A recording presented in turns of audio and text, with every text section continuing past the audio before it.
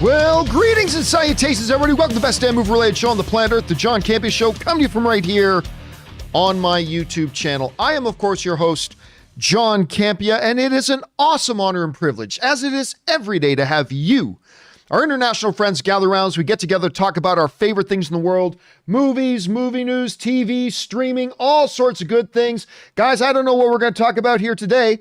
Nothing controversial or divisive going on in the world of entertainment at all. Everything is flowers and rainbows and sunshine and everybody holding hands and singing Kumbaya. It's a good thing there's nothing controversial going on today. Oh, wait. Yeah, we're going to have to talk about the Gina Carano situation. And we are going to have to talk about the Gina Carano situation. So yes, we are going to do, but we have a number of other things to talk about here today too, that we are going to get to first. So guys, here's how today's thing's going to go. Let's do a little bit of house cleaning here first. First of all, if you're new here or if you haven't done so already, why don't you take a second and click on that subscribe button, become a subscriber to our YouTube channel. It'll keep you up to date on all the things that we've got going on around here, and it'll just make you feel a little bit more plugged in to the community as well. And here's how today's show is going to go, guys. We've got three main topics lined up that we're going to do. And then once we do our main topics, our predetermined main topics, then we're going to roll into taking your live comments and questions. How do you get a live comment or question on the show? Simply use the tip link that's in the description of this video. You can just go down there and click on it there, or enter it in manually at streamelements.com/movieblogtv/tip. You'll be getting your comment or question on the show if it's reasonable. And of course, you'll be supporting the show at the same time. And all of us here involved with the John Campea Show, thank you guys very, very much for that support. By the way, too, guys, tomorrow, special announcement here, Erin Cummings makes her triumphant return on tomorrow's show. It's going to be good to have her here and on the show. We haven't had her around for a while, so it's going to be good to have her back. Special shout out to Leandro in the live chat, who sends in a super chat badge in the live chat. Thank you so much for that. All right, guys, with all that down, let's get into our main topics here today. And how do we select our main topics here on the John Campea Show? Well, it's really rather simple. You see, you guys come up with our main topics. Whenever you come across a big issue, topic, or story that you think we should have as a main topic on the show, simply go anytime 24/7 over to www.thejohncampeashow.com/contact. Once you guys get there, you're going to see a form. Fill it out with your topic or question. It's absolutely, totally free. Hit submit, and then maybe, just maybe, you might see your submission featured as a main topic here on the John Campea Show. With that down, let's move on to main topic number one, shall we? And our first main topic today gets submitted to us by Brian Learns Stuff. And Brian Learns Stuff writes, "Oh my God, John, it's happening. According to Deadline, Game of Thrones alumni Pedro Pascal and Bella Ramsey are set to play Joel and Ellie respectively in HBO's The Last of Us series. Damn, they got some real talent here, and Pascal is headlining 2 shows. Your thoughts?" All right, thanks a lot for sending that in, man. And yes, listen, we are entering into what could maybe finally be a golden age of video game properties being translated into movies and TV shows, because for 30 years, they've all sucked. I mean, there's been the odd one here or there, like the most recent, what do you call it? Tomb Raider. That's what it was. The most recent Tomb Raider actually wasn't bad. I kind of like the most recent Tomb Raider, and there have been a couple of others that haven't been terrible, but for the most part, video game movies have sucked and things like that. But now we've got a whole slew of high ranking AAA property video games that are now getting the translation treatment. And of course, The Last of Us, being an HBO series, is one that got people very excited. By the way, Samuel Varg sends in a super chat badge in the live chat. Thank you for that, Samuel. All right, so what's going on here? Well, this comes to us from the folks over at Variety, who write, "The upcoming Last of Us series adaptation at HBO has cast Pedro Pascal as Joel and Bella Ramsey, Lady Mormont, in the role of Ellie. Variety has confirmed. Pascal has seen great success as the star of Disney Plus's The Mandalorian. He also recently appeared alongside Gal Gadot and Kristen Wiig as the villainous Maxwell Lord in Wonder Woman 84. Ramsey is best known for her role as Lyanna Mormont in fellow HBO series Game of Thrones." All right. I got to tell you, listen, what they are doing with this series has been nothing short of amazing. When you look at the showrunners getting involved, like people involved with Chernobyl getting involved and who's running this thing. Not to mention, I really do think Last of Us and The Last of Us 2 are narratively, the greatest storytelling in any video game ever.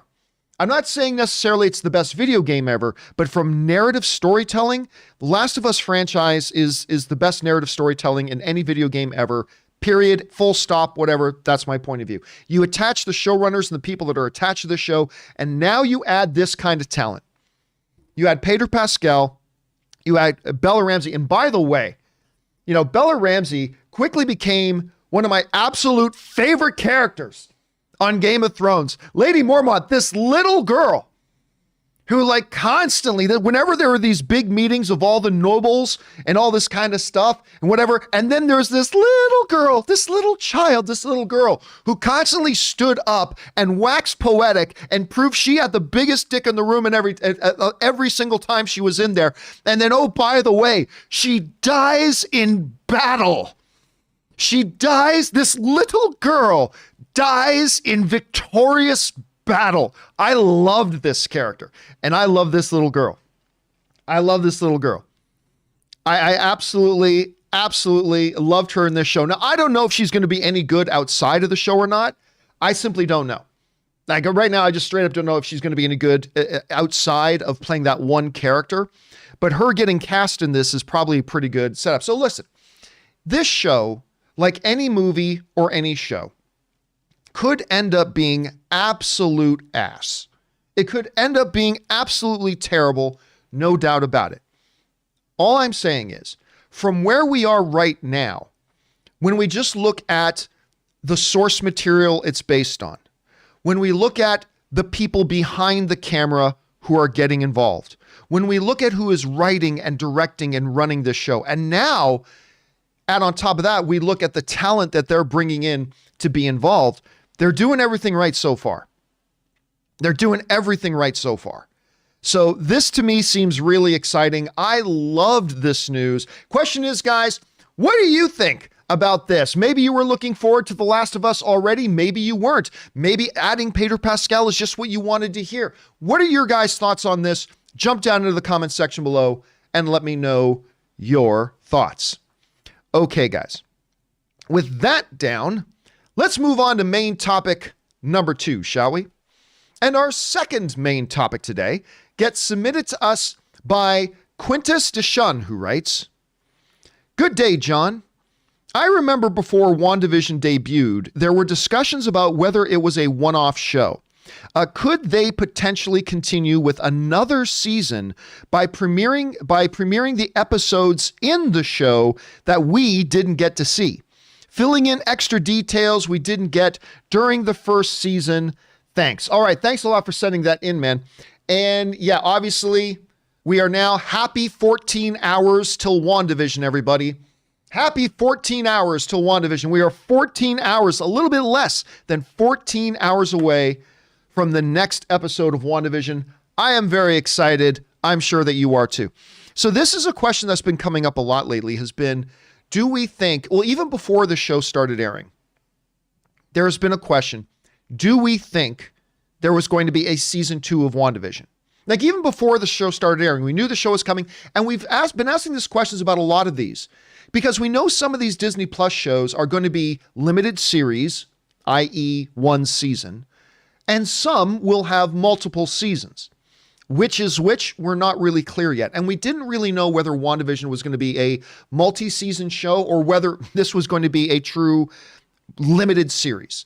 A 9-episode limited series that tells its story, kind of like a movie, a one-shot movie, and then it moves on to something else. Could they do a WandaVision season 2? I'm feeling like the answer to that question is no. I feel like the answer to that question is no, for a couple of reasons. One, you can't replicate what they're doing with this show right now. Like the whole premise and basis of this show, especially when you look at the fact of it's kind of being predicated on the idea of it's living in old decade sitcoms and all, just the premise alone, the novelty of the premise alone, that's something you can't really replicate again. Now, they ask in the question, do we think they could do a season 2 that shows us as the audience the other episodes of WandaVision that we don't get to see? What they mean by that is this. In WandaVision, it's kind of implied that the episodes of WandaVision we're watching are not the only episodes of WandaVision that are being broadcast, right? That instead of just one episode in the 50s, there were like 10 episodes of the 50s. We only got to see one of them. Instead of just one episode in the 60s, there were actually like 10 episodes of the 60s. We only got to see one of them. And it's been implied a couple of times that Darcy has been able to see other episodes that we have not seen.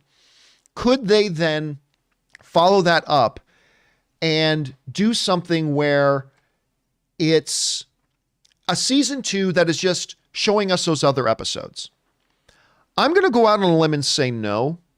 And part of the reason for that is this. I think this whole notion that they've done, this brilliant idea that they've done of Wanda now living out her fantasies and fears and tragedies through an avatar of classic era sitcoms, that is a beautiful novelty that works, but I don't think it goes on working indefinitely. I feel like, as Wanda comes out of the bubble to, threaten the agents of S.W.O.R.D., I think that's kind of an indication that they know that they can't even go so long in one season of just living in that novelty. Wanda needs to come out of the bubble. The story needs to come out of the bubble. And I kind of feel like as much as I have adored the originality and the freshness of this whole thing about using classic era sitcoms, as much as I've adored it, I think the novelty would wear off if you then try to translate that and do another season only showing the other episodes we never got to see, and you go right back into that. So I kind of feel like, I don't know this, by the way. Let me be very, very clear here. I am not operating on any kind of insider information. I am not in the know that there is, I've been told by Disney reps that there is definitely not going to be a WandaVision season 2. Not at all. I'm just saying from my perspective as a fan, it doesn't seem like something that you can do, not to mention, man, this series is going to end badly.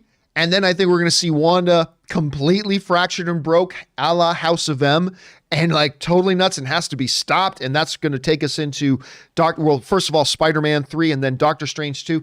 I don't know that there's going to be room to go for another WandaVision series, but I don't know. Anything is possible. That's just my kind of thought on that. Question is, guys, what do you think? Do you think, given what we've seen so far, that there could be another season of WandaVision? Or do you kind of feel like me that maybe it's going to play itself out perfectly and then it's done? I don't know. What do you guys think? Are there arguments I'm not thinking about right now? Jump down into the comments section below, guys, and let me know your thoughts. Okay, guys. With that down, let's move on to main topic number 3. And our third and final main topic today gets submitted to us by Justin Danford. And Justin Danford writes, "Hey, John. Well, looks like Disney had enough of the Gina Carano controversy and broke ties with her.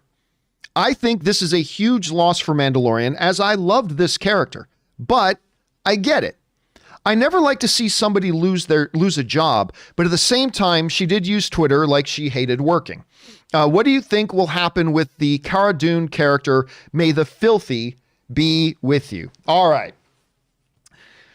Let's get into this, shall we? Let's talk about the Gina Carano, Cara Dune situation.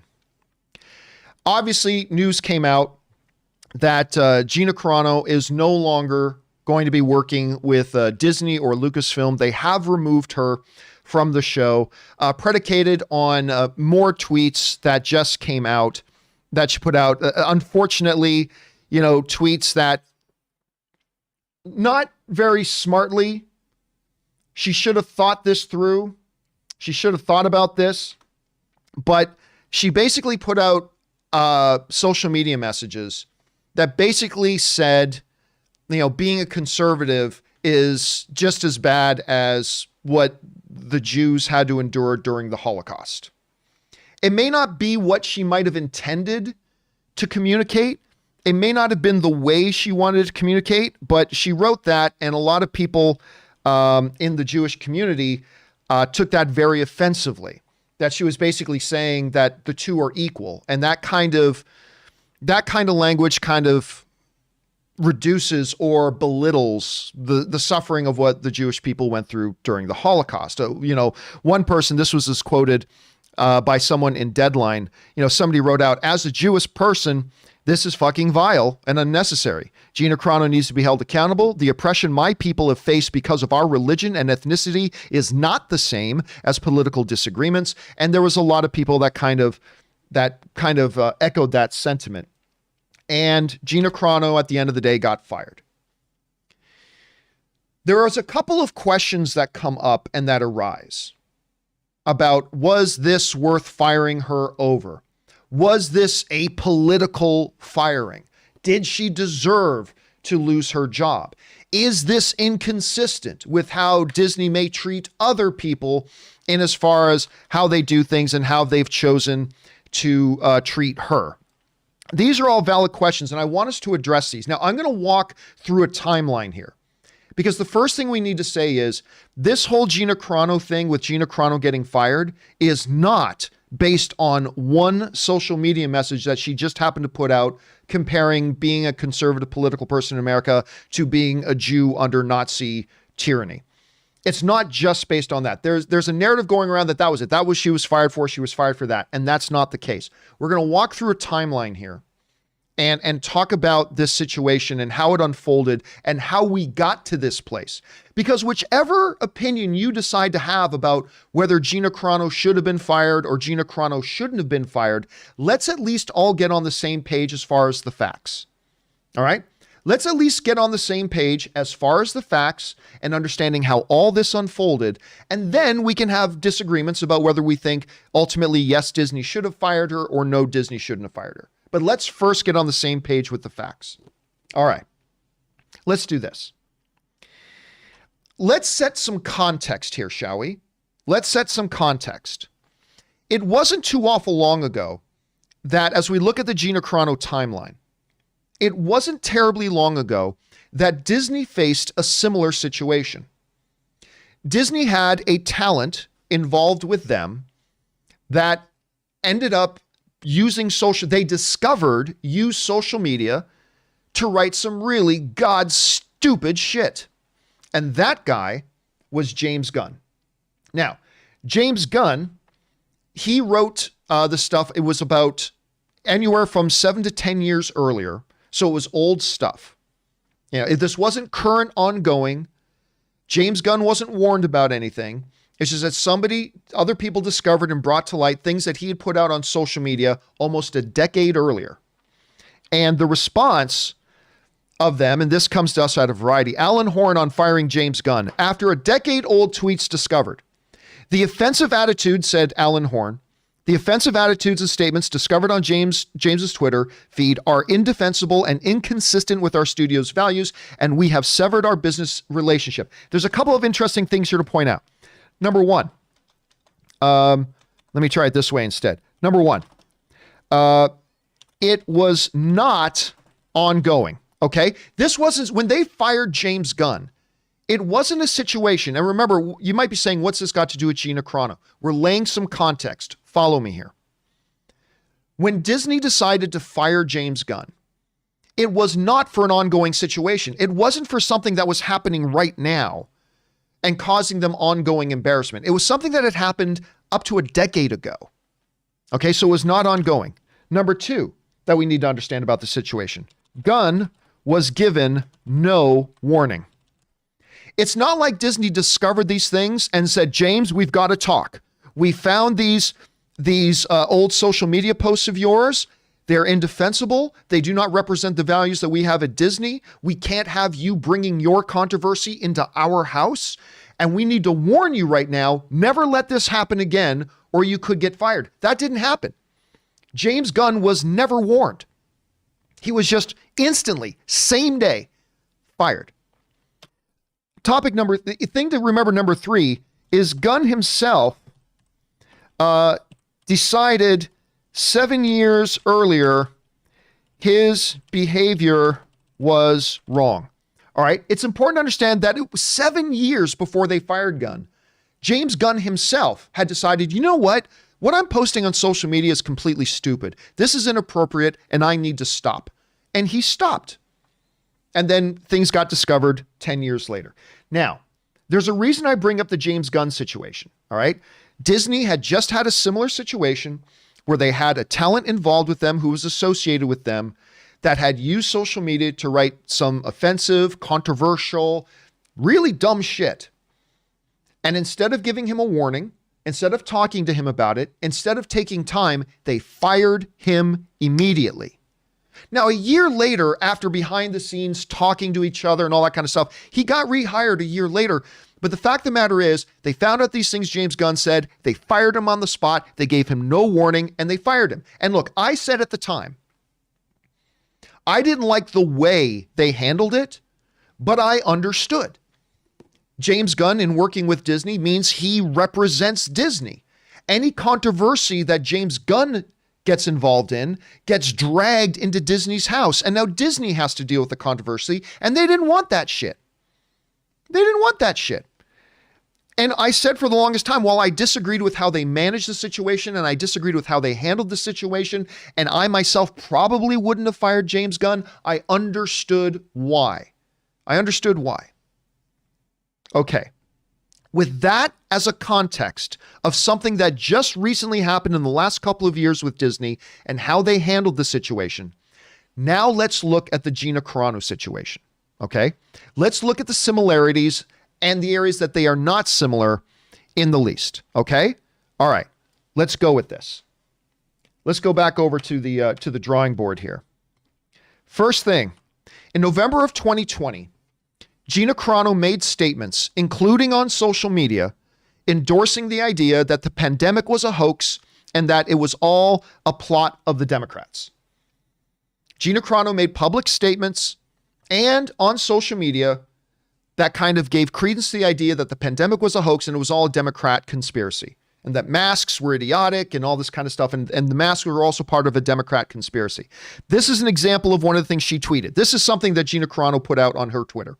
You know, Democratic government leaders now recommends we all wear blindfolds along with masks so we can see what's really going on, right? During a pandemic, she wrote that. Okay. She put that out there. And what happened? Well, here's what happened, or more specifically, what didn't happen. Disney did not fire her. That's important. That's important for people who are out there today saying, oh, you know, just because she said something that wasn't along the lines, they just fire her like that. No. In November of 2020, Gina Carano put out something very controversial, in my opinion, rather stupid, but she put out in public statements, including on her social media, she seemed to endorse the idea that the pandemic was kind of a hoax, wearing masks was stupid, this was all a plot of the Democrats, all this kind of stuff. And what did Disney do? They didn't fire her. Do you see the difference already between the James Gunn situation and this? They discovered James Gunn things, no discussion, no anything, they fired her immediately. Disney did not fire her. On top of not firing her, now this I know for a fact, okay? The stuff I'm about to tell you right now, I know and I've had confirmed for me, this is 100% fact. So buckle in. Disney did reach out to her reps to express concern, okay? So Disney did not fire her, but Disney did reach out to her reps at UTA, and this is important to remember. UTA is Gina's agency. Okay. That's important to remember. UTA is Gina's agency. Remember those three letters, UTA, that's Gina's agency. So when Gina put out that, started making these statements publicly, Disney did not fire her. They didn't reprimand her, but they did reach out through her reps to express concern. Because again, like the James Gunn situation, if you're in our house, any controversy you create for yourself, you're bringing into our house, and we don't want to deal with your shit. So don't bring your shit into our house. And as long as you're working with us, this is what they did with James Gunn as well. As long as you're working with us, if you create controversy surrounding yourself, then that's shit we have to deal with. And that's not why we employ you. We don't employ you so we get to deal with your shit. That's what they said to James Gunn. And that's kind of what they were expressing to Gina Carano when they said, hey, listen, we have concerns. They reached out to her reps and said, we have concerns with what she's saying. Okay, let's move on here. Also, in November of 2020, the following happened. All right. Gina then also, in the same month of 2020, made statements, including on social media, supporting the lie that the election had been rigged. Right? Now, something that all major top Republican and Democrat leaders all acknowledge never happened. But during a time of extreme controversy, when despite the ruling of 60 courts and all evidence and all proof, Gina Carano got on social media and kept endorsing the idea that the election was rigged. Okay, she did that. What happened? Disney did not fire her. Do you see that? So she put out these things about face masks, starting controversy. Disney didn't fire her. Then she got on and started talking about the election was rigged and all that kind of stuff, something that's been disproven and causing controversy. And what did Disney do? They didn't fire her. What Disney did do was they reached out and expressed concern. That's it. They reached out and they expressed concern. They expressed concern. So you had Gina Carano making statements about face masking, causing controversy. Disney didn't fire her. They reached out through her reps at UTA and said, we're concerned about this. Gina then made more controversial statements about rigged elections and all this kind of stuff. Did Disney fire her? No, Disney did not fire her. They reached out to her reps at UTA and they expressed concern and, kind of wanting her to stop this, but they didn't fire her. Unlike James Gunn, who they gave no warning, no conversation, no chances, boom, fire hammer. They fire hammered him and they fired him right away. Gina Carano, they didn't. So twice at this point, she had made statements that was causing controversy, giving a bad look to Disney, and Disney twice had reached out through her reps to express that they were concerned. They were asking her to tone it down. Never happened. Okay. Let's now move on. Also, in November of 2020, Gina made statements, including on social media, that mocked and devalued the transgender community. Now, what happened here was that there were some people who, by the way, and I kind of sympathize with Gina Carano on this a little bit. Between you and me, I sympathize with her. There were people pressuring her to, on her social media handle, put she, her. And nobody should be pressured to do that. That's not reasonable. To pressure people to force them to do something on their social media that they may want or may not want to do. So I sympathize with Gina Carano in that. However, what she instead did was she started making comments and including putting out something on her social media that made it look like she was mocking the transgender community. When she put in her bio, beep, bop, boop, instead of, he, she, or she, her, they, whatever, she put beep, bop, boop. Now, at the time when that got a lot of negative backlash, Gina Carano said, I'm not talking about the transgender community. I'm talking about R2D2 or something. However, Gina Carano then herself came out and admitted she was kind of poking fun at the transgender community. Now, at this point, Disney is very concerned because this is 3 times in November alone that that Gina Carano had been causing and creating controversy surrounding herself. And Disney's like, you work with us.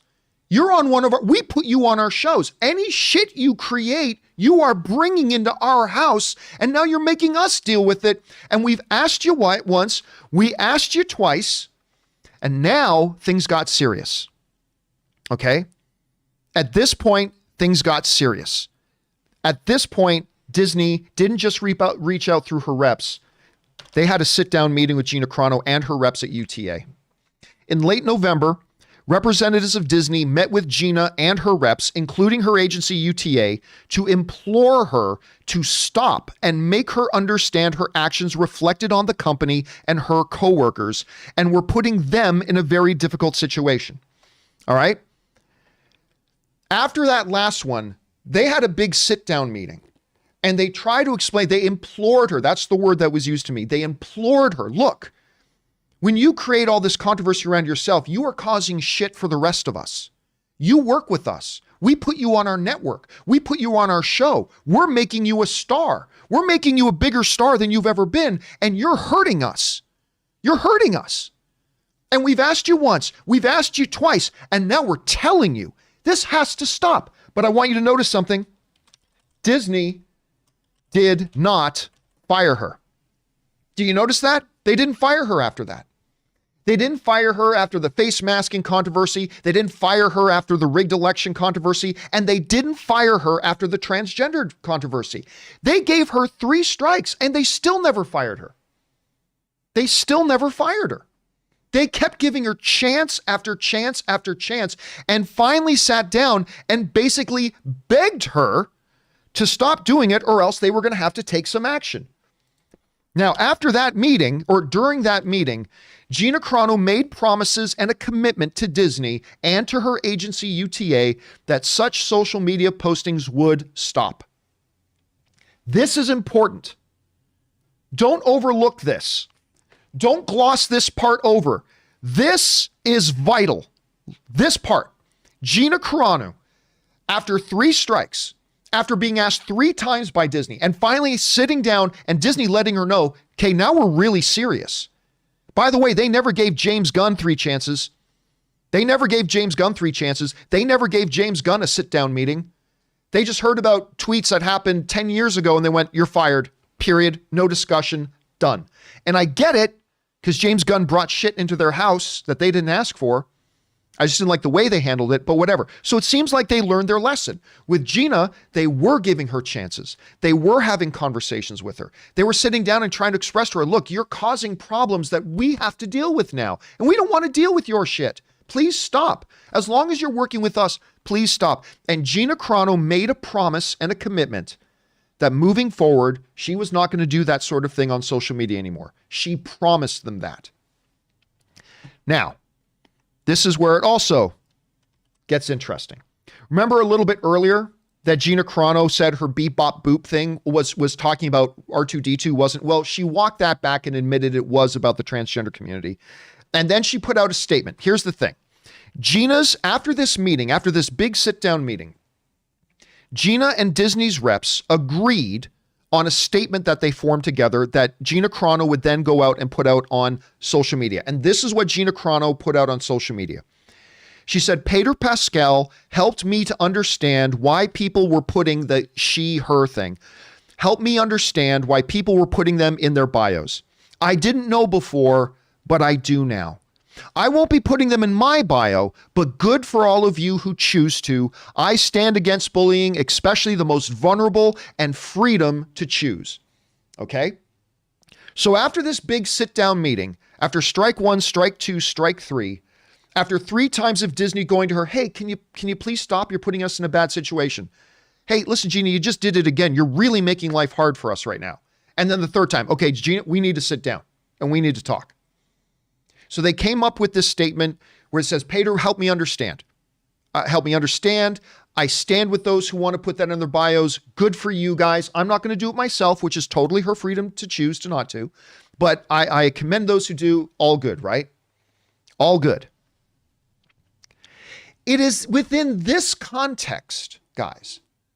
Let's not pretend this was a one quick thing. And by the way, let me point out, back in November, when all this was going on, I put out a video called Should Disney Fire Gina Carano Off the Mandalorian?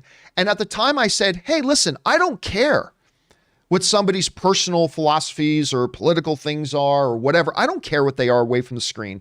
Personally, I wouldn't fire her, and I don't think Disney will either. And they didn't. After 3 incidents, and there may have been more, Disney never fired her. They never fired her. They never released her from their shows. They never fired her. They never let her go. And then what happened? Just a couple of months later, she started more controversy on social media again. According to sources, Lucasfilm planned to unveil Carano as the star of her own Disney Plus series. This is coming from the Hollywood Reporter. They were planning on having a Cara Dune series, according to the Hollywood Reporter. Let's move on with this. According to sources, Lucasfilm planned to unveil Carano as the star of her own Disney Plus series during a December Investors Day's presentation, but they had to scrap those plans following her November tweets. Multiple Mandalorian spin-offs are in the works from executive producers Jon Favreau and Dave Filoni, including Rangers of the New Republic, which could have potentially starred Carano.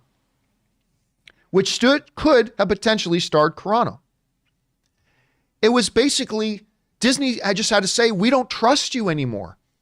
We don't trust that if we give you your own show, we don't trust that you're not going to embarrass us later. We don't trust anymore that you're not going to stir up more controversy for yourself and then bring that controversy and dump it on us.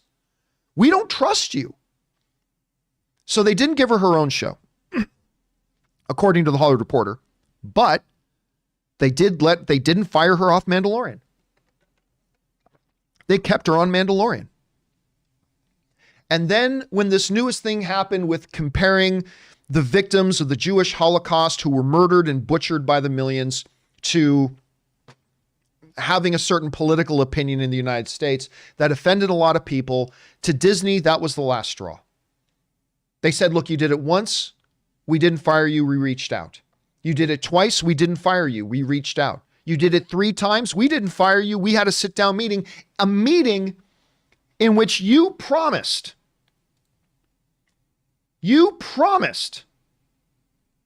that you were not going to do this again. We sat down and had a meeting that you promised and committed to us this wasn't going to happen again.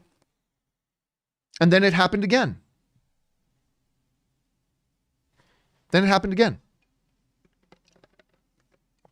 So here's the thing. What's Disney now supposed to do? What's Disney supposed to do? You have an actor in one of your shows that you have given her the biggest platform she's ever had. And she is constantly putting your company in a bad spot by creating controversy that gets dumped on you. You asked her and approached her numerous times about it. She made commitments that was going to stop.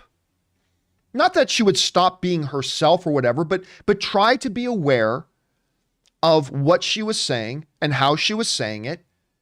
And, put out that statement that Pedro, made me realize about, that was all good. That was good. But at some point, a company's going to look at any employee and say, if this employee is causing more headaches for us than helping us, then we need to part ways with that employee. If having you on the team and if having you in our shows and if having you on our network becomes more problematic for us and causing us more headaches and more grief that we have to deal with, then we're going to have to part ways. Now, let me tell you what this is not an issue of. There are some people out there that goes, well, what about free speech? What about free speech? This isn't about free speech. Nobody is saying Gina Carano can't say anything she wants to say. Gina Carano, we live in a country where Gina Carano, that barring calling for violence on people, you're totally allowed to say whatever you want to say. You can say whatever you want to say. Gina Carano can hop on Twitter right now and write anything that she wants to write. And by the way, if you guys watch that old video of mine where I talk about should they fire Gina Carano and I said no, I've been a fan of Gina Carano for a very long time. I mean, I acknowledge she's not the best actress in the world, but I have been a big fan of Gina Carano for a long time. Crush, baby. I've been a fan of hers for a long time.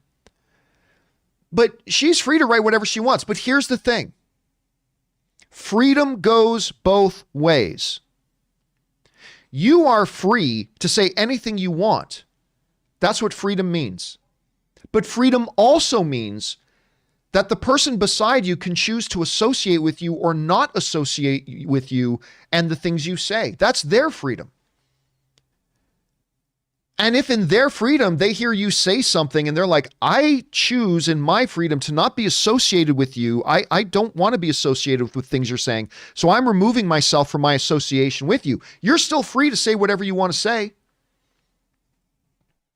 But other people are free to choose if they want to associate with you or not.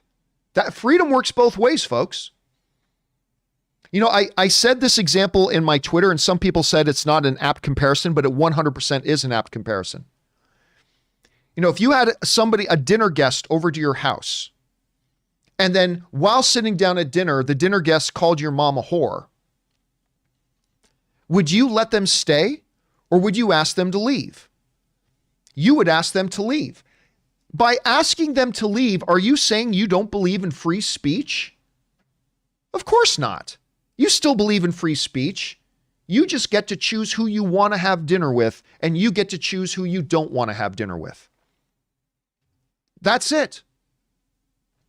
Gina Carano, anybody can say anything they want to say, but then guess what? The people that associate and work with her or employ her, they have the freedom to say, we don't want to be associated with you or the things you're saying. That didn't take away her freedom of speech. She can say whatever she wants, but it's not freedom from consequences. And again, I am saying this as a Gina Carano fan. I'm saying this as somebody who just in November, I put out a whole video saying I wouldn't fire her personally. I wouldn't fire her. But I totally get and understand why Disney would. Guys, this is not a freedom of speech issue. This is not her being persecuted for her political beliefs any more than James Gunn was being persecuted for his political beliefs. When they fired him without discussion, without warning, and without consideration, they just dropped his ass. And who knows? Maybe a year from now, we find out that Gina Carano and either Bob Chapek or Bob Iger or whoever else meet together over the next year, and Gina works through some stuff and they come to an agreement, and maybe Gina Carano comes back in a year, just like James Gunn came back in a year. Maybe. That could happen. That could happen. But Disney got promises and commitments from Gina Carano that this sort of thing she wouldn't embarrass the company again anymore, and she did. And they just had to throw up their hands and say, we can't be associated with this anymore. You can go off and do your thing, Gina, God bless, go and do your thing. If somebody else wants to put you on their shows, awesome. We hope for all the success in the world for you, but we can't be associated with you because you're constantly putting us in a bad spot. I'll tell you guys a little bit of a story. I've told this story before, but I think it's applicable. When I was running an organization, I at one point had two people involved with my organization that started having an argument between the two of them that got kind of nasty. The problem is they took their argument to social media. And two people who were on my team got on social media publicly and started having their really idiotic argument and fight public in front of everybody. I brought those two individuals into my office and I basically said this: you have to understand that what you do on your public platforms reflects on the rest of us. When you cause problems for yourself in a public platform, you're causing problems for us. You're giving us headaches. You are making us look bad when two people on our team are like having this idiotic, spiteful argument with each other online. And I kind of pulled a little bit of a Matrix of Mr. Anderson's boss Matrix thing. And I said to them, basically, look, you got two choices. Number one, you can continue to have this juvenile argument and fight between each other publicly in front of everybody. Or two, you can choose to still work here. Because if you're going to cause problems and if you're going to make the whole team look bad and you are going to hurt us, then we can't have you here. We can't have you here. And so that's kind of that. Now look, Gina Carano is going to be fine.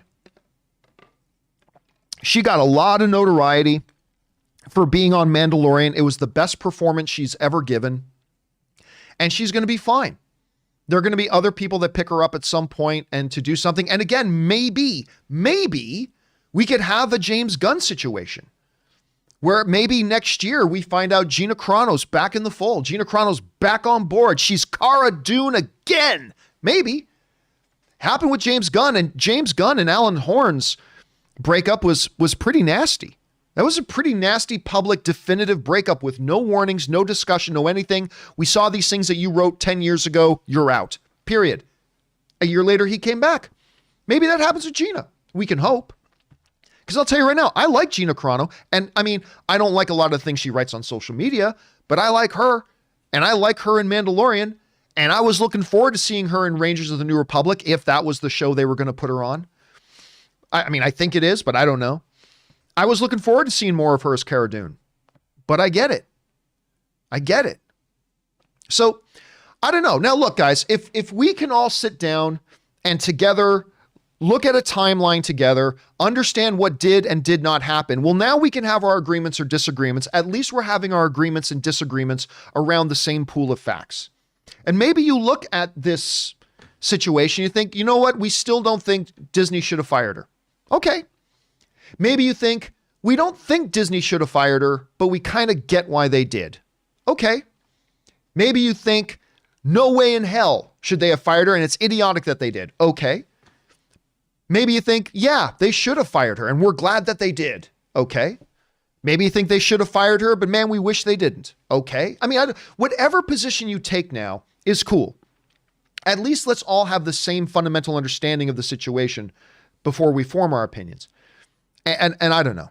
It's, and look, I know, I'll tell you right now, I gave half a second thought to not even talking about this situation today, because I already know that if I don't say something you want me to say, I know you're going to hate me. I can live with that. I can live with that. I knew coming on here today that I was going to say some things that somebody isn't going to agree with, and they're going to hate me for saying that. Okay, I can live with that. But I think it's rational. Again, bottom line, would I have fired Gina Carano right now? I don't know. Maybe I would have given her one more chance. But John, they already gave her 3. I know. But I might have given her one more chance. All I'm saying is, I get why Disney did it. And I don't think it's irrational or illogical after they gave her several chances, got promises from her, and then it happened. So, I don't know. I mean, it's a tough situation, guys. It's an ugly situation. You think Disney, here's the thing, guys. Do you think Disney for 1 second, do you think Disney enjoying all the glorious success of Mandalorian and how much the world was loving Mandalorian and everybody involved, do you think for 1 second Disney went, you know what we really need? Let's cause a big controversy and get everybody mad. Yeah, that'll be great for us. Let's do that. Do you think Disney wanted this situation? Do you think Gina Carano wanted this situation? I will tell you right now, none of the parties involved here wanted this situation. Disney didn't want this situation. Gina didn't want this situation. Gina's reps, and by the way, remember we kept going back to, remember that company. Remember the name of that company, UTA. Remember that? We said, keep remembering the name of this company, UTA. Here's the thing. UTA just let her go too. Her agency, her reps just parted ways with her.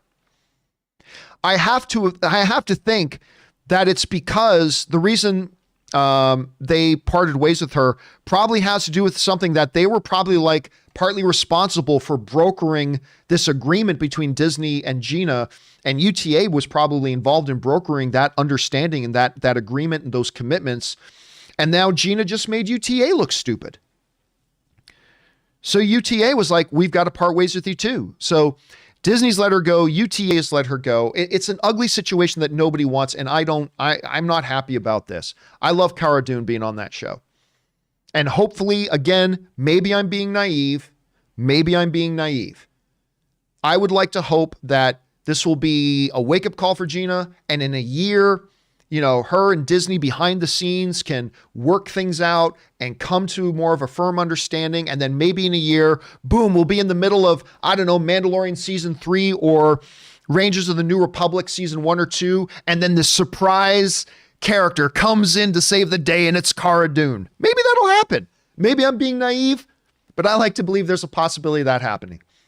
Anyway, guys, what do you think? What do you think? And by the way, I'm not looking for any comments of Gina's a bitch or boycott Disney. I'm not looking for that. I'm looking for some intelligent conversation. What do you guys think about this situation? All right. Ascend above our normal habit here because we all get a little juvenile in here talking about Star Wars and comic book movies. We all get a little juvenile here, present company included, my friends. But for this, let's elevate above that and let's have some conversation. What do you guys think about this? Jump down into the comment section below and let us know your thoughts. Okay, guys, now that totally harmless, easy little topic is down and out of the way, let's move over and start taking your live questions. This ain't over. I know I've only begun to hear. I can already hear 3 or 4 other John Campea hate websites. Here's why what John Campea said is stupid. I can just see it now. I love it. All right, let's move on and start taking your live comments and questions, shall we? And I'm sure this is probably going to pop up. This will come up again, and that's totally fine. So let's move on to it here.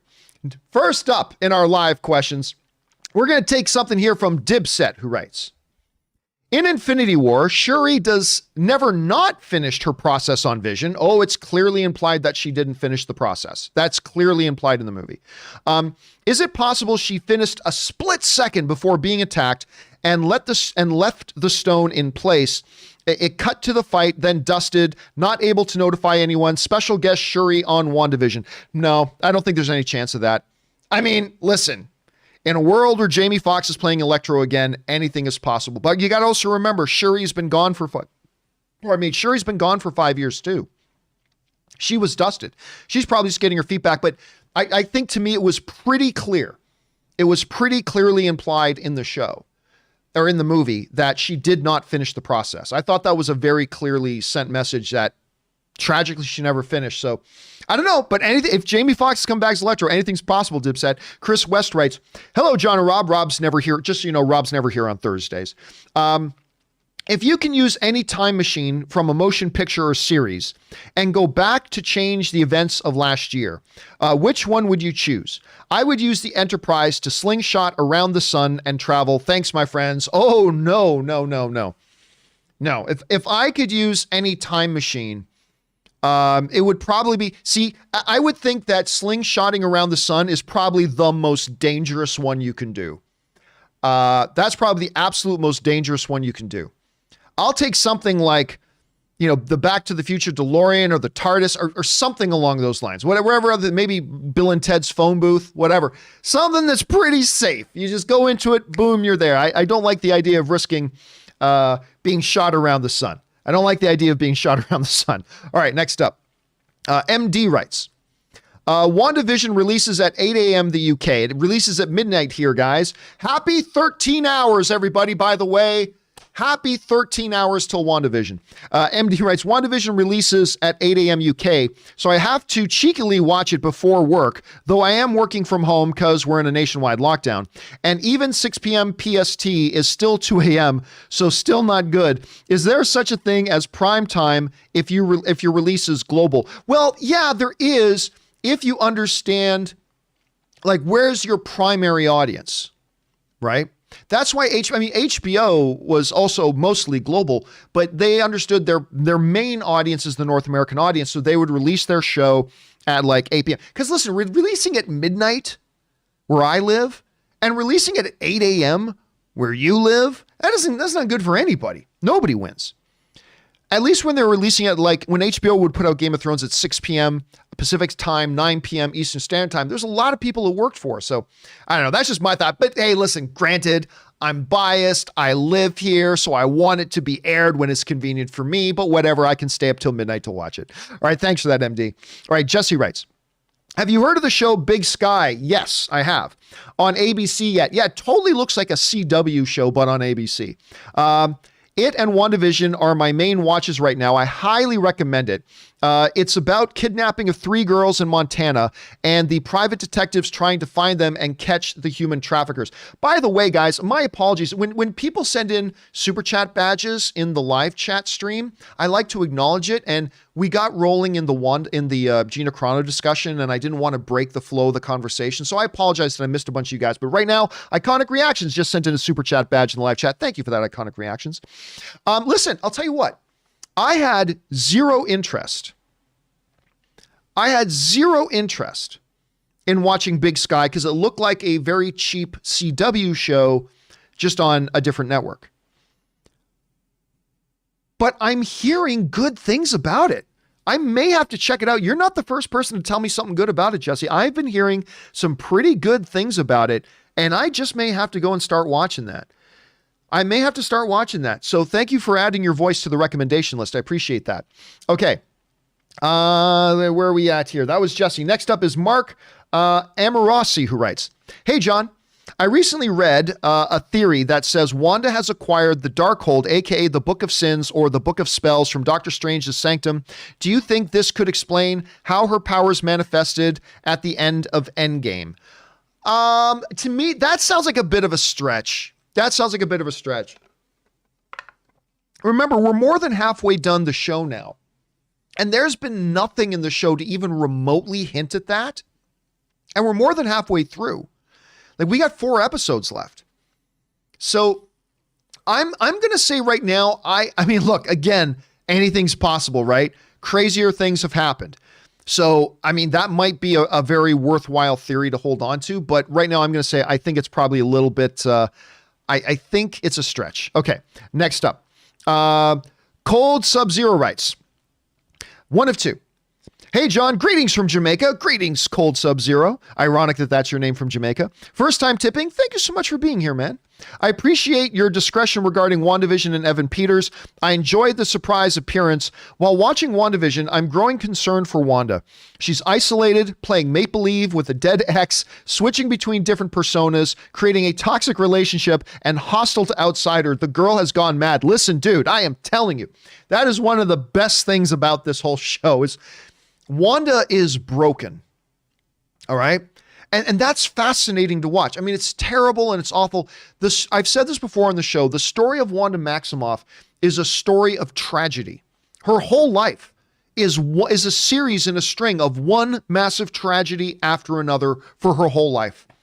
Losing her parents, then getting manipulated by Hydra, then losing her brother, then basically her family of the Avengers splitting up and having to fight against each other.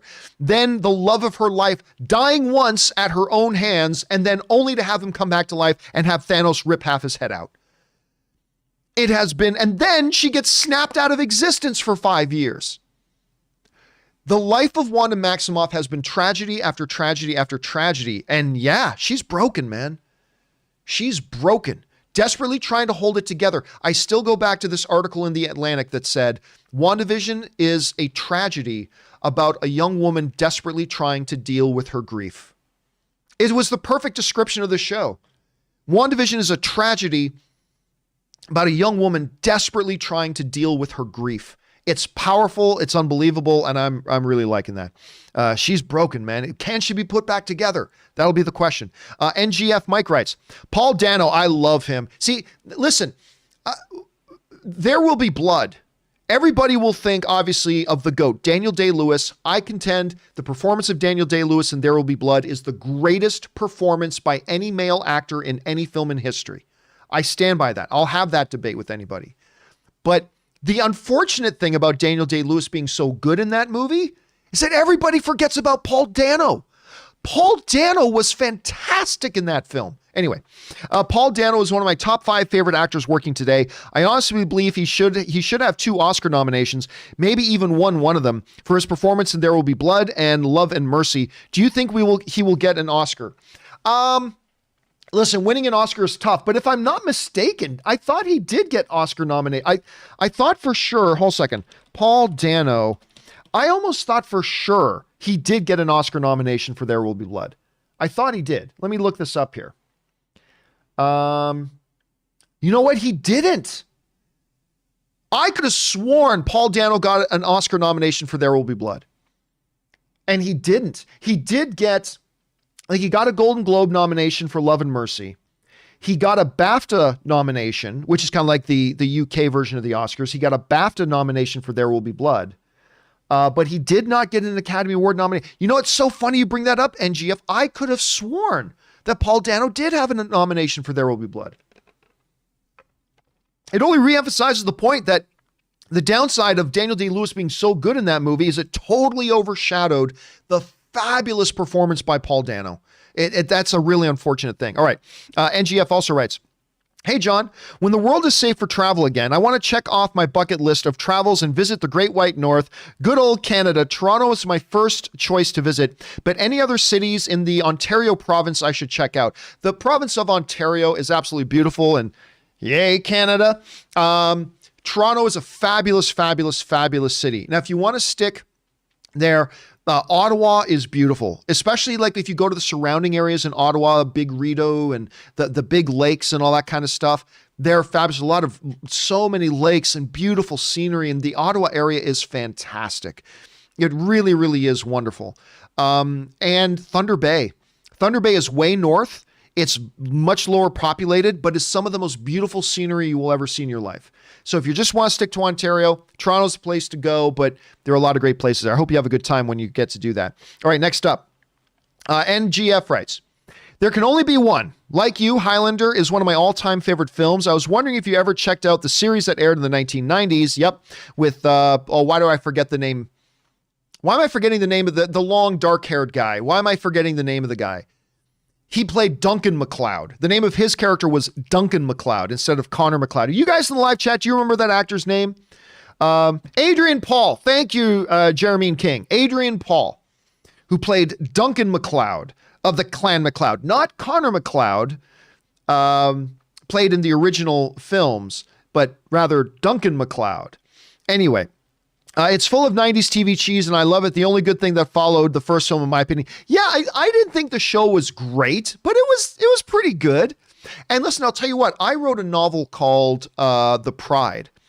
And The Pride, there was, and by the way, Mintu writes in a super chat badge in the live chat. Thank you for that, Mintu. I appreciate that, man.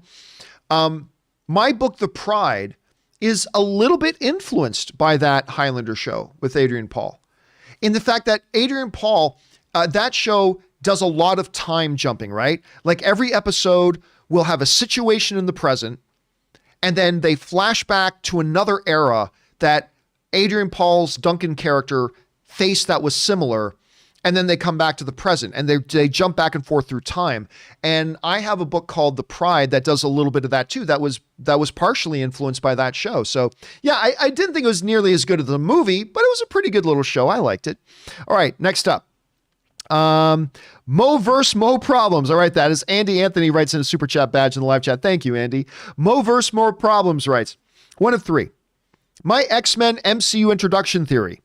In the MCU, mutants exist, but there are very, very few mutants. There we go. In the world, Professor X, along with his best friend Magneto, use his vast wealth and abilities to find any mutants that exist and bring them to the school for mutants. X-Men exist already, but hide from the world, much like Wakanda did. Professor X, Magneto, Beast, Jean Grey, Cyclops, and Storm could all already be in the MCU. The X-Men must reveal themselves to the world when X genes start activating at a higher rate and people become aware of mutants. Magneto, seeing his people being persecuted by a world afraid of super beings and have left the world in shambles, cannot stand for it. This is where the story starts. I mean, that's one of the theories that's been handed out recently, is this idea of, okay, you can't just say there are thousands of mutants around the world. The world would know about it. You can't just say Charles Xavier wipes everybody's memory, because 5 minutes later, when another mutant does something, by the way, DJ sends in a super chat badge in the live chat. Thank you, DJ. As soon as another mutant does something, well, then Charles Xavier has to wipe everybody's on the Earth's mind again. It doesn't work. But what could work, and this was brought up before, is, okay, what if mutants are already around, but there is a very, very finite number of them? Like maybe they even, exist in the dozens. Like after the House of M storyline where, Wanda says, no more mutants. After that event, we got into something called the 198, where basically in the entire world where there had been millions of mutants, there was now only 198 mutants left. So maybe, you start off saying, actually, there are mutants out there already, but there are so few of them and they're very coordinated and they really keep themselves hidden and they keep themselves secret. They keep their existence secret and they're able to do that because there's so few of them. That's not the worst idea in the world. Now, it takes away from Eric going through maybe not the concentration camps or maybe something else horrible. There are still holes to that they have to work out, but it's not a bad approach. It could be the thing they go for, or maybe they do something different, but I don't mind that theory, Mo Versus. Thanks for sending that in. All right. Next up. Brandon writes, hey, John. Just wondering what your thoughts are on Charisma Carpenter joining Ray Fisher and accusing Joss Whedon of abuse of power on set of Buffy the Vampire Slayer, with Charisma making claims that Whedon made fun of her religious beliefs. Okay. It's more than just Charisma Carpenter. It's more than just Charisma Carpenter. This is something that has evolved. Let me bring this up. This is a situation that has evolved more just since Charisma Carpenter came out saying things, because now not only is it Charisma Carpenter, but it's I always mispronounce her last name, Trachtenberg. I think that's how you say. I've always mispronounced her last name. I think it's Trachtenberg, who played Buffy's younger sister. So she has come out and started making some accusations and some statements, some very, very questionable statements as well.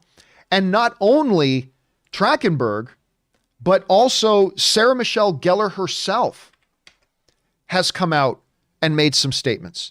Now, let me be very, very clear here. I am, and have been for a very, very long time, a very big fan of Joss Whedon.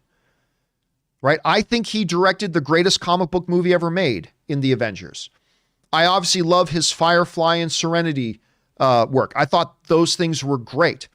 I am a huge fan and have been a very, very big fan and a very big defender of Joss Whedon for a very, very long time. And also let me say that the times I've been able to hang out and get together with Joss Whedon and hear him tell his stories and interview him and talk with him and all that kind of stuff, that's been great. I mean, this picture here is from one of the parties that I threw at Comic-Con, and Whedon was there at my party. He's always been very great to deal with. I know several people that know Joss Whedon, and they all speak the world of him. They all love him. Everybody that I know that know him, the people that I know that know him, have all said nothing but great, wonderful things about him. And that's why, like, when the whole Ray Fisher thing came up, I said, listen, there's a lot about the way, I don't like the way Ray Fisher's handling this. I don't like him using Twitter as a weapons platform. I don't know why he's going after Walter Hamada, all that kind of stuff. But right from the beginning, one of the things I always said was this. And by the way, Steve the Whoop sends into the super chat, into the live stream. Thank you for that, Steve. You guys know, and you've all got sick of hearing me saying it. The reality is, in the situation between Joss Whedon and Ray Fisher, none of us were there. I wasn't there, so I don't know. I mean, I don't think I believe Ray Fisher, but the reality is, I don't know. And I've always said this. If Joss Whedon did all the things that Ray Fisher is accusing him of, fuck Joss Whedon. If Ray Fisher is making up a bunch of this stuff for some reason, then fuck Ray Fisher. But the reality is, I was never there, so I don't know. I can think something, but I can only think, my opinions can only be formed on what little actual information we have. And that's why, for me, it was very disappointing. It was very disappointing for me to see not only Charisma Carpenter come out and make say some questionable things about Josh's character.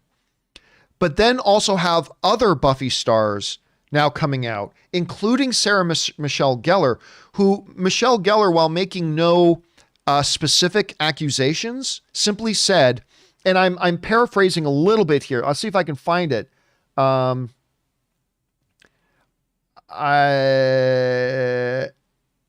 Okay. She specifically said this: while I am proud, this is Sarah Michelle Gellar who wrote this. While I am proud to have my name associated with Buffy Summers, I don't want to be forever associated with the name of Joss Whedon. That's not a good look.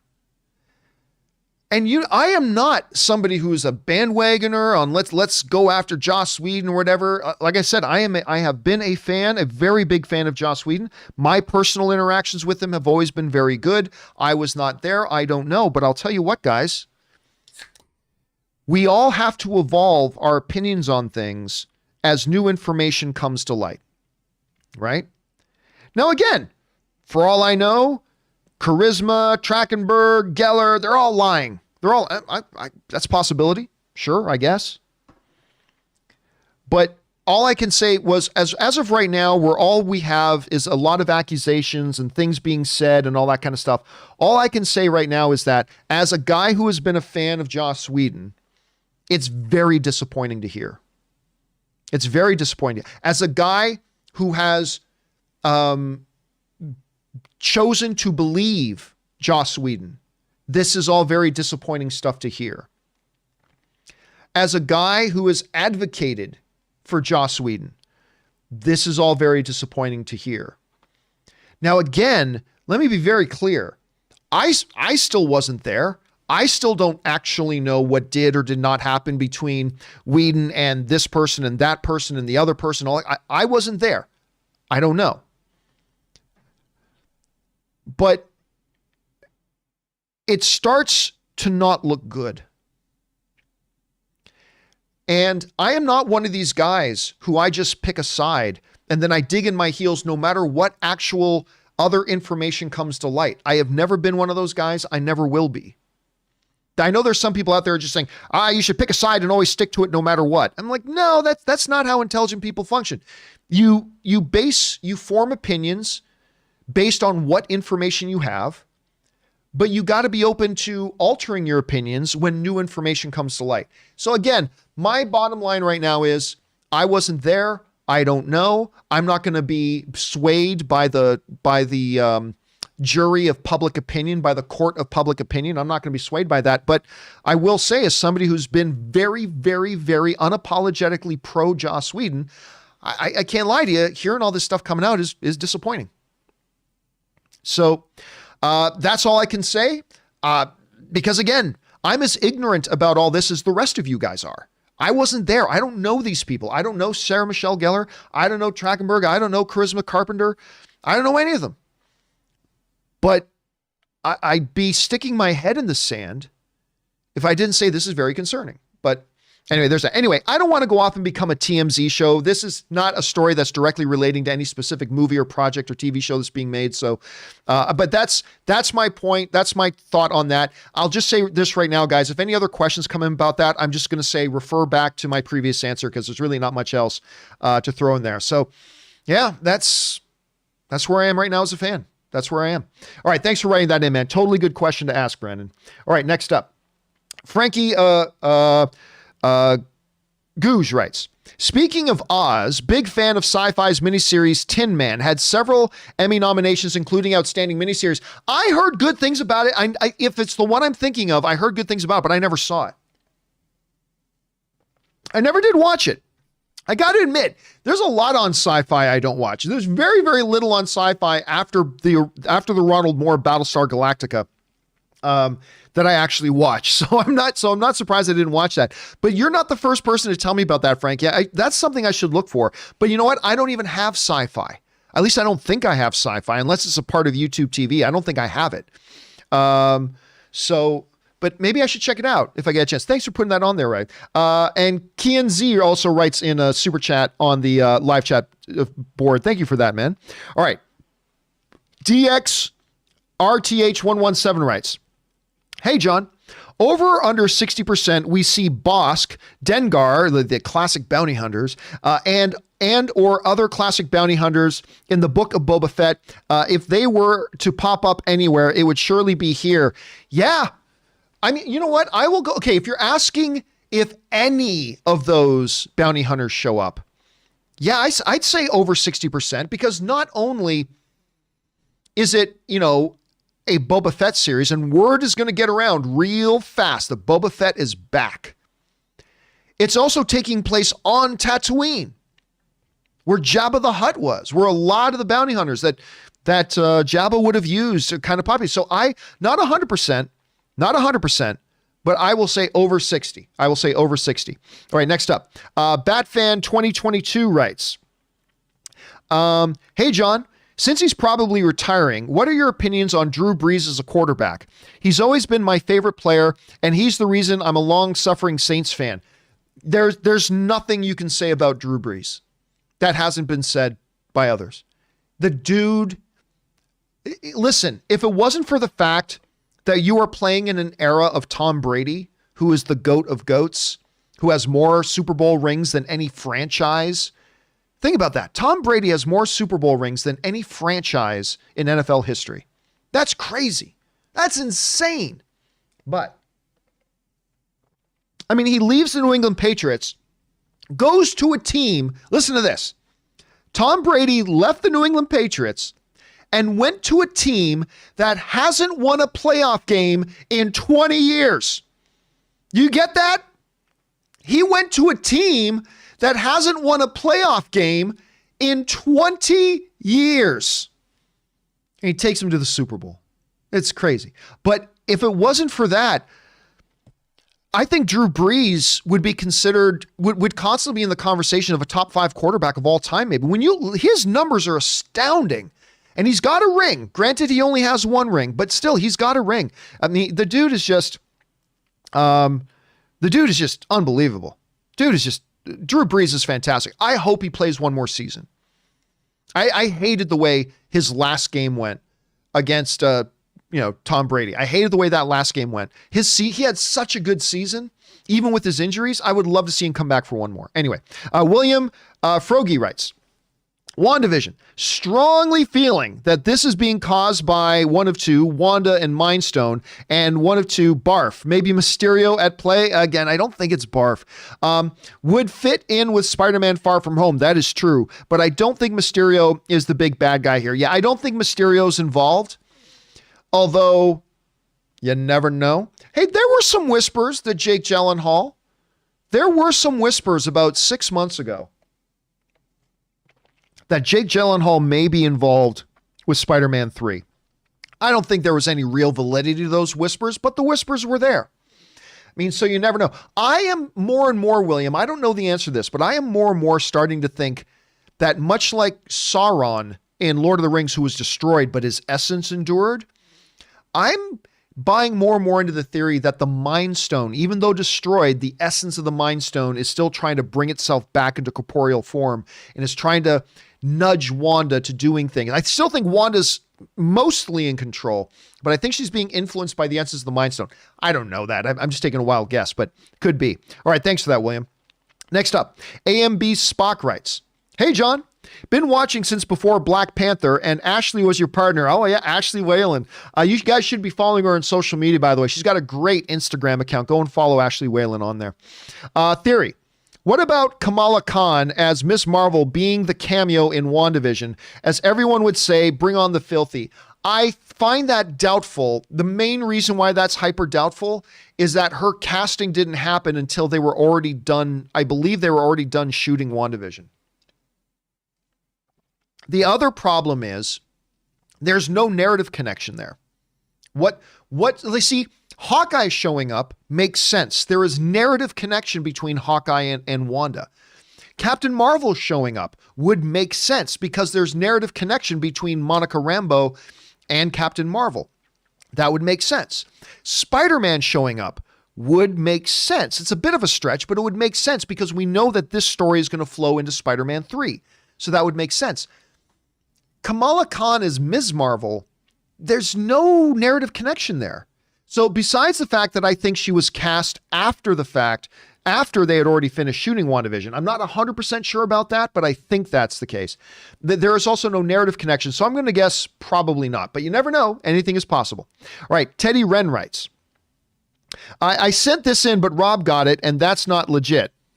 So the people want to know, if John Campea isn't the best, who is?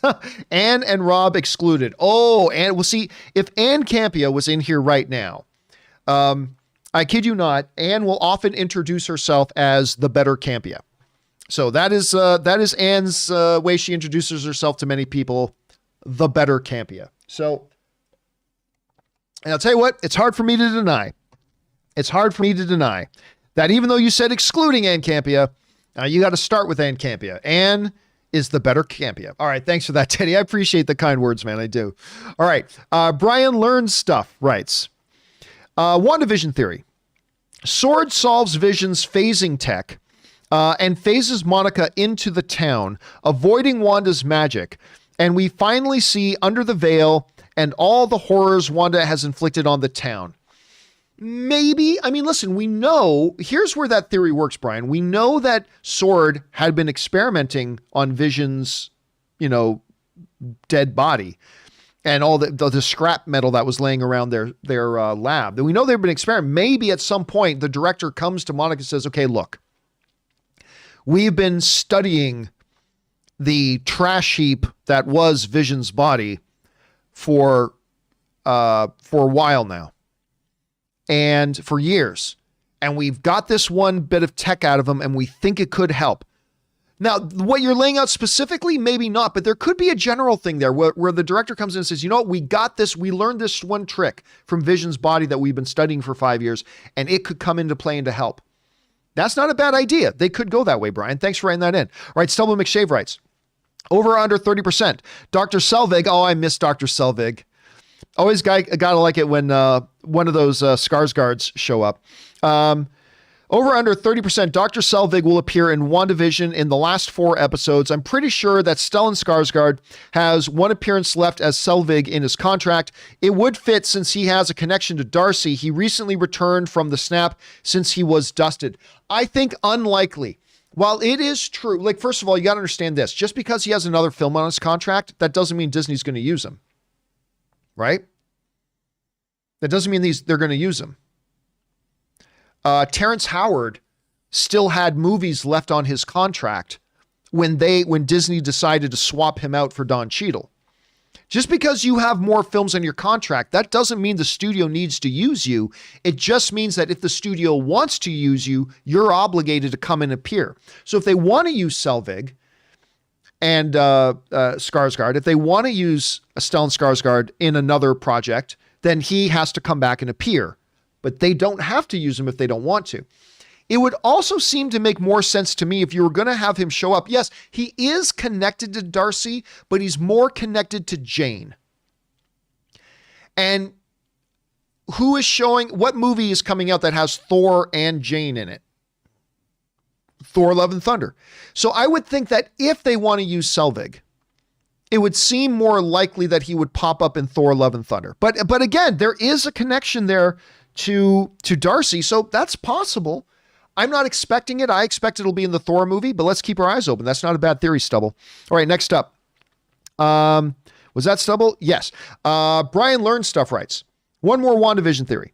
Darcy runs back to the TV and the alarms are going off, not because someone is exiting the breach. I think someone ran into the breach. Did Pietro? Ooh. Did Pietro run in himself? Was he thrown in? No idea, but I think someone entering is the reason. You know what? That's not a bad theory. I mean, I have to think about it, and maybe there were holes in it, but that's not a bad theory. Because listen, those alarms are going off, right? Right before Wanda opens the door. At Sword headquarters, all the alarms are going off, right? It's the same kind of alarms that were going off when Wanda was coming out of the breach. What happens? What if those alarms are going off because somebody went into the breach. Now, whether, you know me, I don't think Evan Peters is the Quicksilver from the Fox X-Men universe. I think he's an imposter of some sorts, but regardless of whether he is or isn't, what if he at that moment got shot into the breach? That's an interesting theory, Brian. Let's keep our eyes on that. I like it. Points to you, sir. Points to you. All right. The Wakandan Forever writes, what? You're crazy. It will never work. CGI or recast a new actor to continue what Chadwick Boseman started. Everybody calls me insane saying King T'Challa will be back in the MCU. Everybody remember Wakanda wrote in today, he will be back. So that's from the Wakandan Forever. I mean, listen, you absolutely do not CGI Chadwick Boseman. You don't do that. I think Disney learned a lesson trying to do that with Princess Leia. And they didn't do a very good job on it with Luke Skywalker and Mandalorian. And Kevin Feige has already definitively said, we're not going to CGI Chadwick Boseman.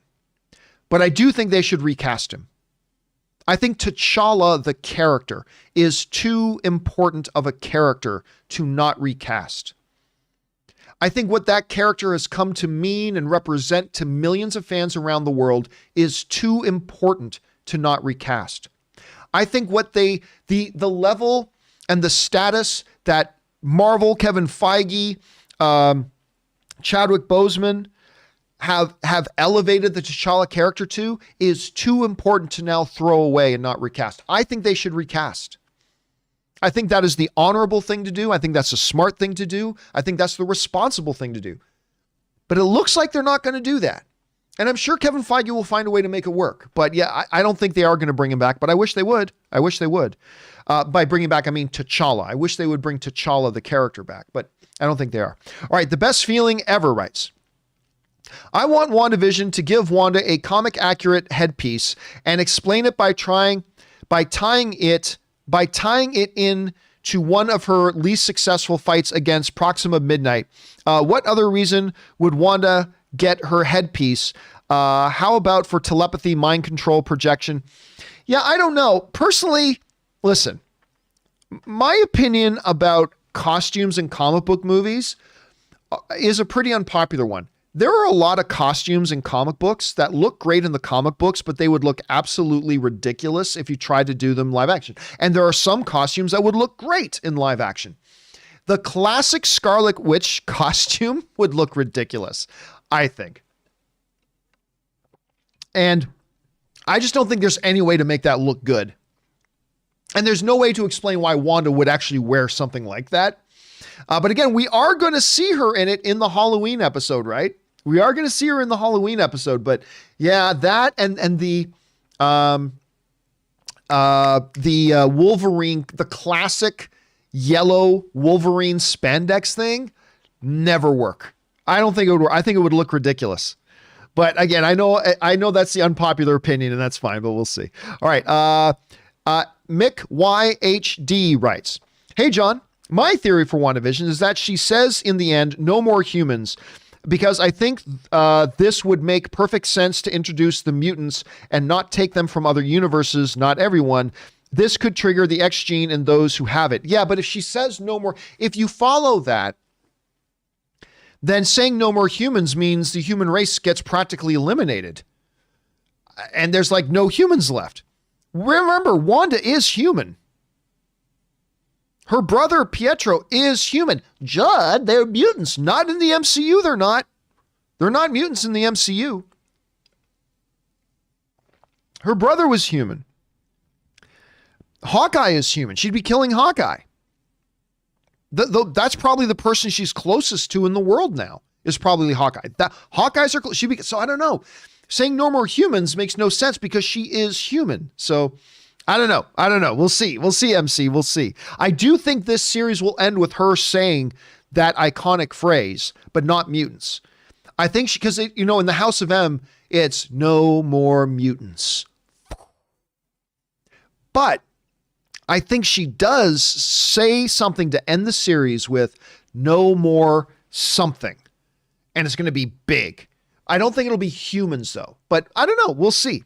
Some people are throwing in no more villains, maybe. No more illusions. Black Bleach, a little bit of a throwback to an earlier comment. No more beep bop boops. So no more sorcerers, no more heroes. Other people are writing in, or Giles is writing in, no more children. That's one of the things I was like, wouldn't that be, oh my God, if she said no more children? Because she's going to lose the twins, right? Like you do know she's going to lose those twins. And what if in all of her grief at the end, she says, no more children? Oh my God. I'm not saying that's what they're going to do, but oh my God, that would be dark. That would be dark. All right, next up, James L.H. writes, hi, John, one of two. Firstly, I apologize. I have no Wanda theories to share. Totally fine. Nice breath of fresh air. I'm just enjoying the ride. So instead, here's some thoughts on 3 films I've seen. On Prime was the wonderfully talented Tessa Thompson and charming romantic film Sylvie's Love. I did not see that, as a matter of fact. 2 Netflix films. One from India called The White Tiger. Really good film. Like Parasite has comments on class system as well as well directed and acted. Finally, The Dig. Good film, great performance as usually from Ray Fiennes and Carey Mulligan. All recommended. I did see The Dig. That was really good. Different, like I didn't know what to make of it. It's like, wait a minute, is this a period piece? Or it was really fascinating. Like I was expecting, like, there's another movie called The Dig, and I was expecting like some kind of big, like super sci-fi epic. When I first heard about it, if I'm thinking of the right movie, I'm pretty sure I am. And that one was pretty good. But yeah, the other 2 I have not seen. But James LH, that is a great thing about you guys coming on and recommending movies, because what happens is, even if they're movies that I haven't seen, what I inevitably get is I always get tons of messages from people who write in and say, hey, John, just wanted to share that one of your readers recommended X movie and I checked it out and it's awesome. So James, thanks to you, I think a whole bunch of people are going to check out these movies that nobody else had seen before or not had heard of before. So good on you. Well done. Thank you for that, James. All right, next up. Brian Walmer writes, hey, John, congrats on the new digs. Thank you very much. Ann and I are enjoying our new house very much. 2 weeks ago, I said here that I believe Wanda is 75% in control. Well, after this past episode, I believe she is 90% in control, the other 10% being someone else. Also just thought of this. What if the lab footage is fake, made to look like it's all Wanda? Also, if it's Mephisto, he's known to prey on the mentally fragile. Yeah, he is. And perhaps that's what's going on with Wanda. Yeah, listen, the Mephisto angle, there is definitely hints of evidence in WandaVision that it could be Mephisto, right? There is definitely hints of evidence that it could be Mephisto. I still don't think it is, but it's totally a possibility. And I am with you. I used to think it was 100% Wanda in control until the end of episode 4, when Monica goes, it's all Wanda. And I'm like, yeah, see, it is all Wanda. But then I went, wait a minute. If it's all Wanda, why would they be revealing that in episode 4? And that's what changed my mind. Them confirming my theory is what totally made me abandon my theory. So my original theory for 3 episodes was that Wanda was 100% in control. I think, like you do now, Brian, it's pretty clear there's another player involved. Whether it's Mephisto or the essence of the Mind Stone or Director Hayward or I don't know, you name it, whether it's Galactus or Dormammu or whatever else, whatever it is, there's some other player involved here. And I think we're going to find out tonight in 12 and a half hours. In 12 and a half hours. Happy 12 and a half hours to WandaVision, everybody. Happy 12 and a half hours. In 12 and a half hours, I think we're going to find out. I don't know that for sure. I bet we're going to find out because we're running out of episodes. And I think if there is going to be another player involved, I think we're going to find out who it is tonight. So we will find out. Okay. And yeah, for everybody saying tonight, yeah, for me, it's midnight. So Ann and I stay up till midnight and we watch the new WandaVision episode. By the way, guys, can I throw this out there? Don't forget that tomorrow here on our channel at 4 p.m. Pacific Standard Time, don't forget about this, 4 p.m. Pacific Standard Time, Ann and I will be doing our weekly WandaVision open spoiler discussion. Make sure you guys plan to come and join us for that. It's going to be a lot of fun. I cannot wait. for tonight's thing. What are we going to find out tonight? I don't know, but I'm all excited. Maybe we're going to find out, Quicksilver is actually Aaron Taylor Johnson and morphs into Aaron Taylor Johnson. Maybe we're going to find out the other player is Mephisto. Maybe we're going to find out the other player is Magneto trying to get his daughter back. I don't really think that, but I don't know. Crazy things are going to happen, and we're going to talk about on tomorrow's spoiler discussion. We do hope you guys will come and join us for that. All right. Thanks a lot for that, Brian. All right. Next up. Where are we at here? We're at Captain Blue Pants, who writes, one of two, TV line. The Mandalorian stunned viewers with Luke Skywalker. When asked if Wanda has anything similar in store, namely a casting that she can't believe hasn't leaked yet, Olsen gave us a quick yes. I think we've gotten carried away with the cameo stuff. Also, Olsen never named Skywalker herself, and the question seems to reference the casting more than the character, so she may have just interpreted it as surprising cameo rather than Luke level. Well, listen, Captain Blue Pants, you're just echoing exactly what I said the first day that we made this story, that we talked about this story, right? Like I did say, specifically look at what was said. It was the interviewer who asked this. It wasn't Elizabeth Olsen saying, oh my God, guys, you want to hear the inside scoop? You want to hear the inside scoop? Or was it the kiddies say? What does the kiddies say? The kiddies say the tea? That's a ridiculous phrase. Anyway, here's the tea if Elizabeth Olsen said that. Want to hear the inside scoop? Here it is, guys. Listen, if you thought Luke Skywalker showing up at the end of Mandalorian was surprising and big and huge, oh my God, you haven't seen anything yet, ladies and gentlemen. We've got one coming in WandaVision that's even bigger. That's not what she said. And I did specify that when we talked about the story, right? I said, just be clear. It was the interviewer who asked the question and phrased the question. He's like, could we be getting something like that? And she said, yes. I interpret that as being something very big, but you got to also have to keep in mind the context in which she said it. So that is very, very true, Captain Blue Pants. And the reason you're so right is because it's exactly what I said. See how that works? Aren't we as people awful? We think you're smart if you said the thing that I already said. Then we think we're terrible. We're terrible. We're a species of idiots, all of us. Anyway, so yes, well pointed out, Captain Blue Pants. Well pointed out. Okay, next up. Where are we at? Brian Walmer writes, one last thing. Maybe it's just me, but I have a feeling that Wanda, when it's all said and done, may end up the way we first saw her at the end of Winter Soldier, agree or not. Oh, listen, that's totally an image I could see. Because remember, when we first see her in that kind of post-credit thing, she looks like almost mad, just kind of sitting there going, and floating things around. Meanwhile, Quicksilver is bouncing off the walls and all that kind of stuff. Yeah. By when it's all said and done, after WandaVision, after Spider-Man 3, after Doctor Strange 2, Doctor Strange 2 could very well end. Listen, I'm telling you, Wanda could be destroyed. Again, in the House of M. Again, just because it happens in the comics does not mean it's going to happen in the movies. The MCU and the comics are two different things, but they do borrow themes. And one of the big themes in House of M was that, Charles Xavier Wanda couldn't control herself anymore. She was just too broken. And she was warping reality too much. And finally, Charles Xavier had to get the X-Men together and the Avengers all together. And he had to say, listen, we need to make a decision. We have to discuss whether or not we just put Wanda down.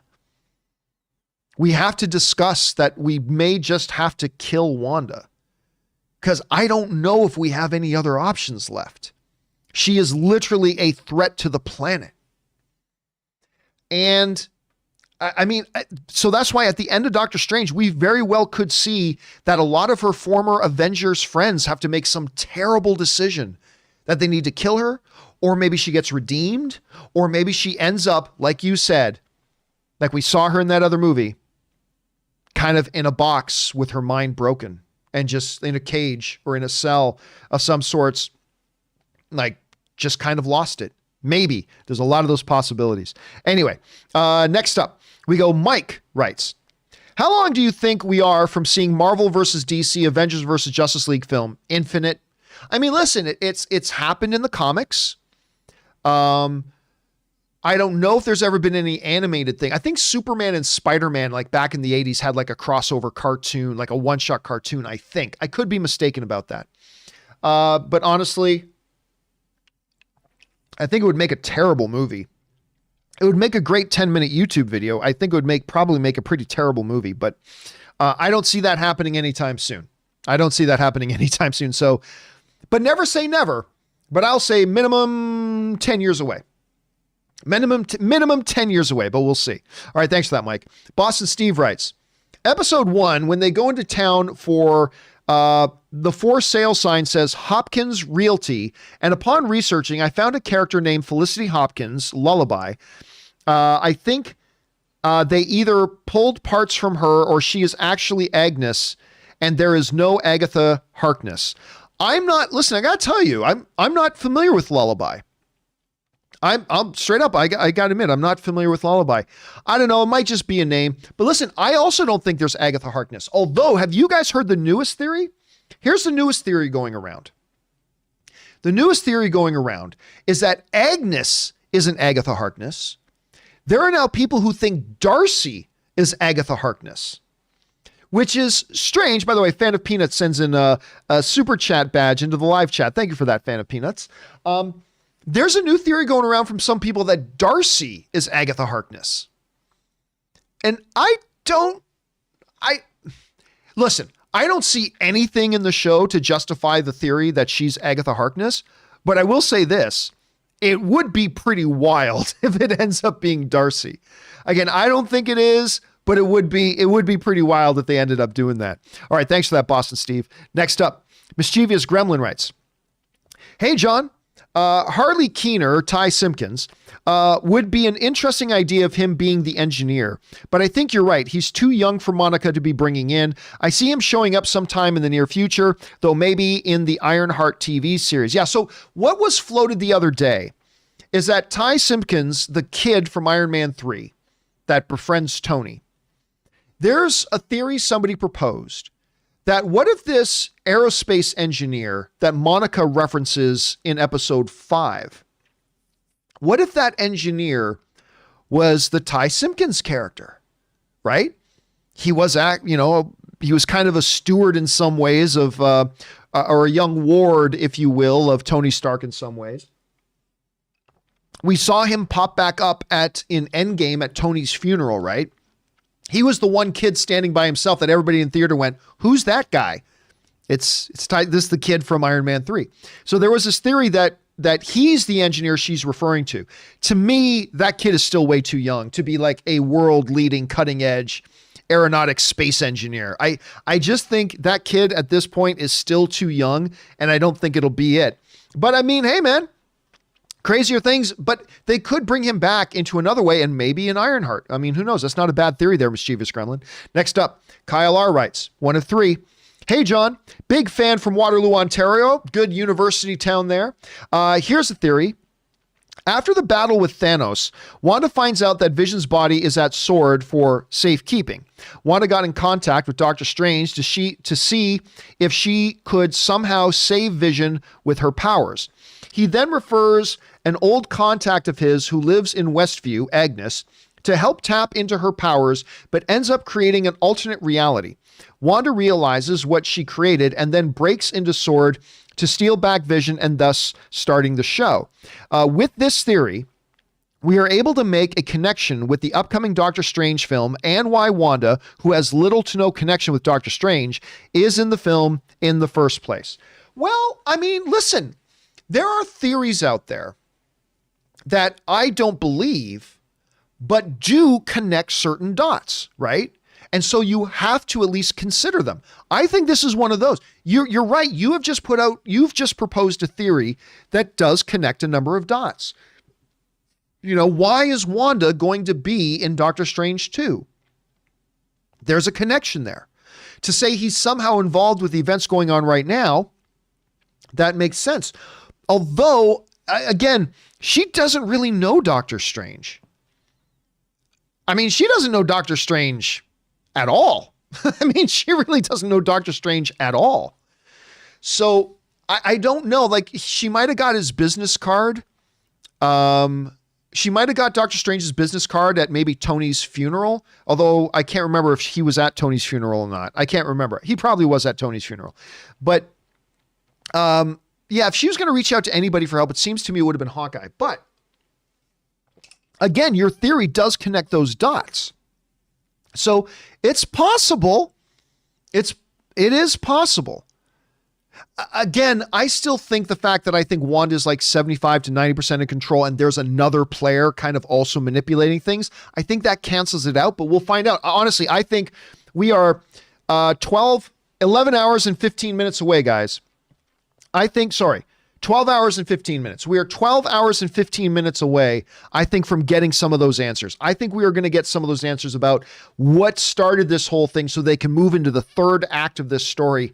And I think we're going to find out some big things tonight. I really do. For some of you tomorrow, to me, it's tonight. I think we're going to find out some big things tonight. All right. Thanks a lot for sending that in, Kylar. All right. Next up, we got Chris Cutterer, who writes, "Hey, John. In CW, obviously Zemo was captured at the end and presumably sent to prison. You think they may use the snap to explain how he's out now? Maybe he was able to escape when prison guards get dusted and he spent 5 years building his criminal empire." Well, listen, the theory somebody else proposed the other day is actually a theory I kind of like. And that is this. There's a theory that what if, you know how in that one of the more recent Fast and the Furious movies, and Valentine sends in a super chat badge in the live chat. Thank you for that, Valentine. Appreciate that, man. You know how in one of the previous Fast and Furious movies, they actually had to get Deckard Shaw, right? You're going to have to work with Deckard Shaw. And like Rock's like, no way. But they go and say they got to work with him and they need him to help break this. It could be, the theory is that there is some threat facing the United States, and they think that Baron Zemo will have the expertise and the knowledge needed to crack this, and they need to bring him out of prison, and he's got to work with Falcon and Winter Soldier. That's a theory. It's not a bad theory either. So I'll tell you what, Chris, I see what you're saying, and that's totally feasible. That's totally feasible what you're suggesting, but I'm kind of buying into this theory that it's kind of like a 48-hour, an Eddie Murphy, Nick Nolte 48-hour situation where he's got to get let out of prison to go and help them do something, and then he's supposed to go right back to prison. I don't know. Maybe yes, maybe no. We will find out. All right, next up. Chris Cutterer also writes, one of two.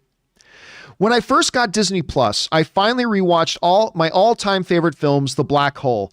I remember watching that as a little kid. I think it was a part of a double feature at a drive-in that my parents took me to. Anyway, probably one of the early, really dark Disney live-action films. The ending of it creeped me out with Reinhardt floating in space, somehow alive, and becoming one with Maximilian and seemingly ending up in hell. This is one movie I'd love to see Disney do a remake of. What were your thoughts on it? And also any movie you can think of you'd really like to see be remade. A movie that I really want to see remade.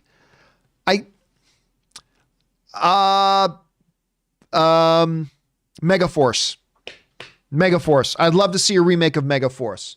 Life is like a wheel. It all comes around. Listen, speaking of Black Hole, there has been, for a number of years now, like, there have been people trying to get a Black Hole remade. And for all I know, I wouldn't be surprised right now to find out that there is a Black Hole in development. Hold a second. Disney, the Black Hole. I believe, yeah, if you go all the way back, a couple of years, like 2018 and stuff, there were some rumors going around about them wanting to do a Black Hole. Listen, I'll tell you what, in a world where now Disney Plus needs new content and new movies to put out and all this kind of stuff, I would be surprised. I would be surprised if we don't get a Black Hole remake in the next 5 years. And they can release it right around the same time they do Megaforce, The Return. Dun, dun, dun. I kid you not. And the leader of Megaforce, his name is literally Ace. That's his name, Ace. Life is like a wheel. It all comes around. Anyway, so yeah, keep your eyes open for that, Chris. Again, I don't know that there's anything in development right now, but I'm telling you, I believe within the next 5 years, we will have a Black Hole remake. That's what I think at any rate. Okay, next up. Willow writes, okay, I admit it, I am the one person who doesn't like Wizard of Oz. Personally, though, I don't blame studios for making remakes when their original films are often risky and unprofitable. The only way to get more originals is to support them, supply and demand. Well, see, here's the thing. We were talking about remakes yesterday. And this is the one thing, listen, whenever you bring up a remake, people who want to sound like they know some go, they don't do anything original anymore in Hollywood. They don't know how to make original films. All they make is remakes. Well, you know what? That's factually untrue. We did this back in 2019, where we went through like the entire release schedule. For those of you who watched me for a long time, you remember this. We went through the entire release schedule. Do you know how many original films were made? There are more original films being made today. Well, maybe not specifically today in the midst of a pandemic, but, in general, there are more original films made today than at any other time in Hollywood history.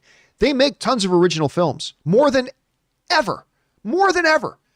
They make tons of original films, but we pay attention a lot to the remakes.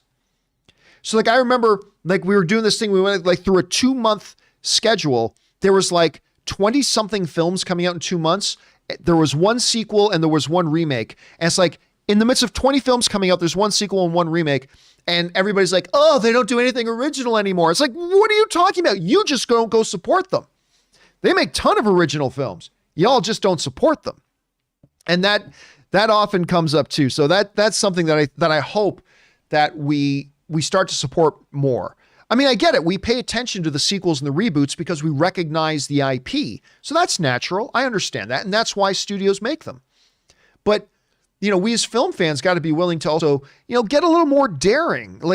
When they make these fabulous original films like Nomadland or whatever else, let's go give them a shot.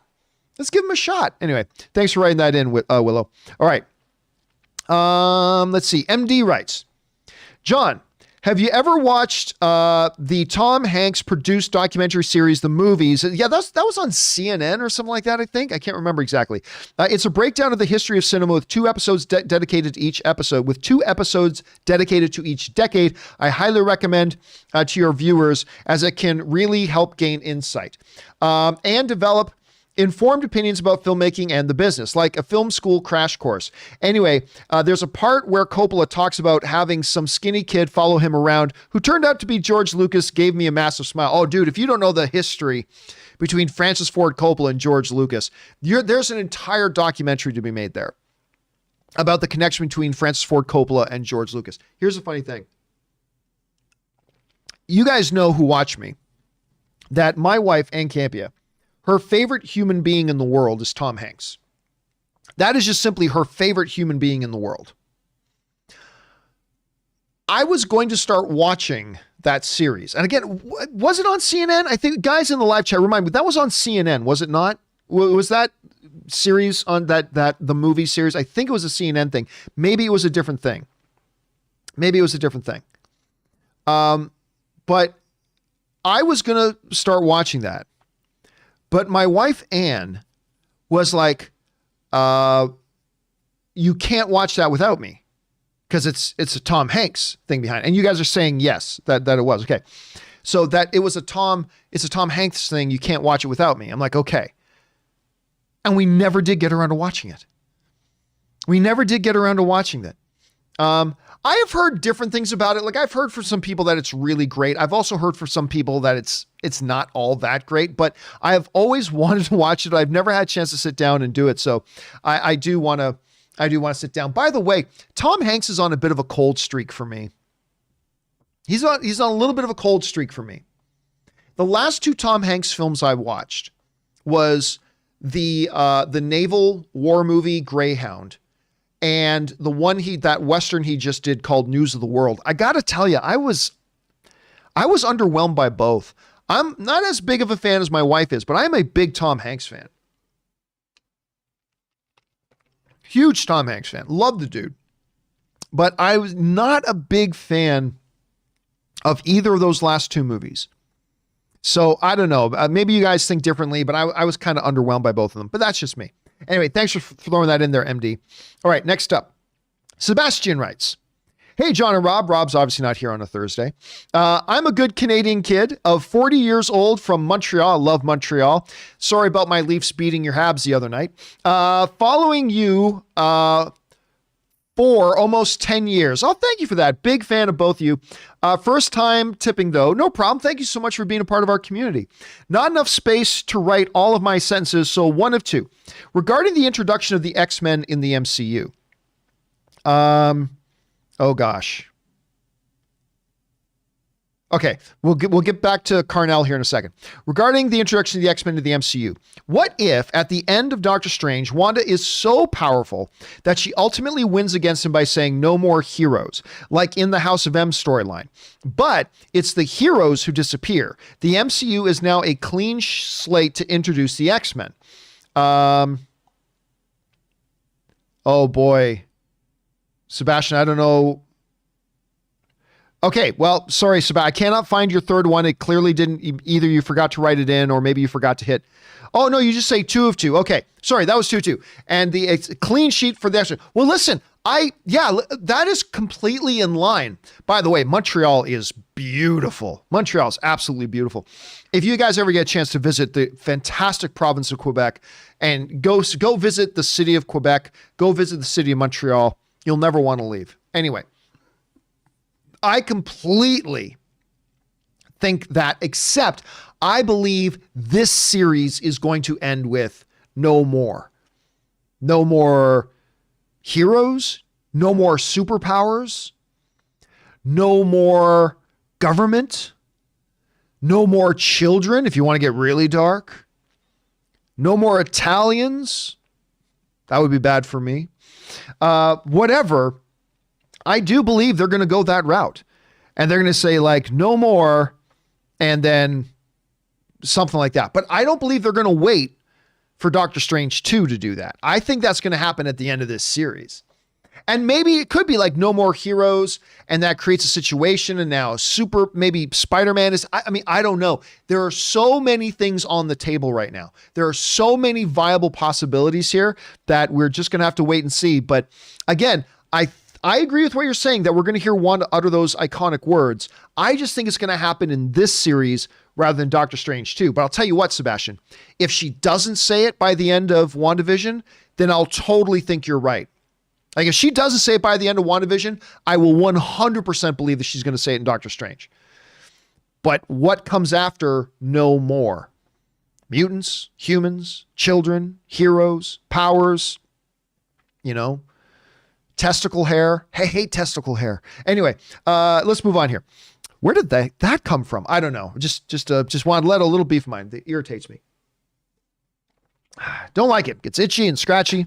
Don't like it. Difficult to trim properly. Anyway, you guys know what I'm talking about. Y'all know what I'm talking about. Don't pretend like you don't. It's a struggle. The struggle is real, people. The struggle is real, especially when you're Italian. Okay, next up. Carnell with 1L writes, 1 of 3. All right, guys. After all the speculation and conjecture, I'm calling it right now. Ready? I don't believe the Luke level cameo in WandaVision will be Magneto or Professor X. It very well may not be. I mean, that's a kind of a stretch. I mean, when I proposed it, I knew it was a stretch. So let's see. To be honest, I'm not one to believe it's any X-Men or character in recent MCU films. In my mind, we deserve a real loose cannon and someone out of left field. And that's why I think the unsung hero / anti-hero will be none other than Deadpool. Just imagine our first time seeing the Merc with a mouth part of the MCU. I can see it now, John. Wanda finally becomes the baddie, Scarlet Witch, and as the ending scene comes to a close, we get the classic slow pull away from the television, and it's Ryan Reynolds in the Deadpool costume staring at the screen, says, "What a bitch. Thank you and good night." Well, listen, back when I proposed, if you guys remember the episode we did a while ago, when I proposed, the notion that it maybe this world-shattering cameo could be Magneto or Professor X. One of the other on that list of 5 that I said was Deadpool. Now, I'm not saying it's likely it's going to be Deadpool. Not at all. I understand that's a long shot. I completely understand that. But the reason there is a narrative connection, the reason I think there is a possibility it could be Deadpool is two reasons. Number one, when talking about who could be this, what cameo could like shock the MCU fan world? Ryan Reynolds coming in as Deadpool. I mean, that would do it. Maybe not as much as Magneto showing up, maybe not as much as Professor Xavier showing up, but it would be earth-shaking if Ryan Reynolds made his first appearance in the MCU, Boo comes in as Deadpool.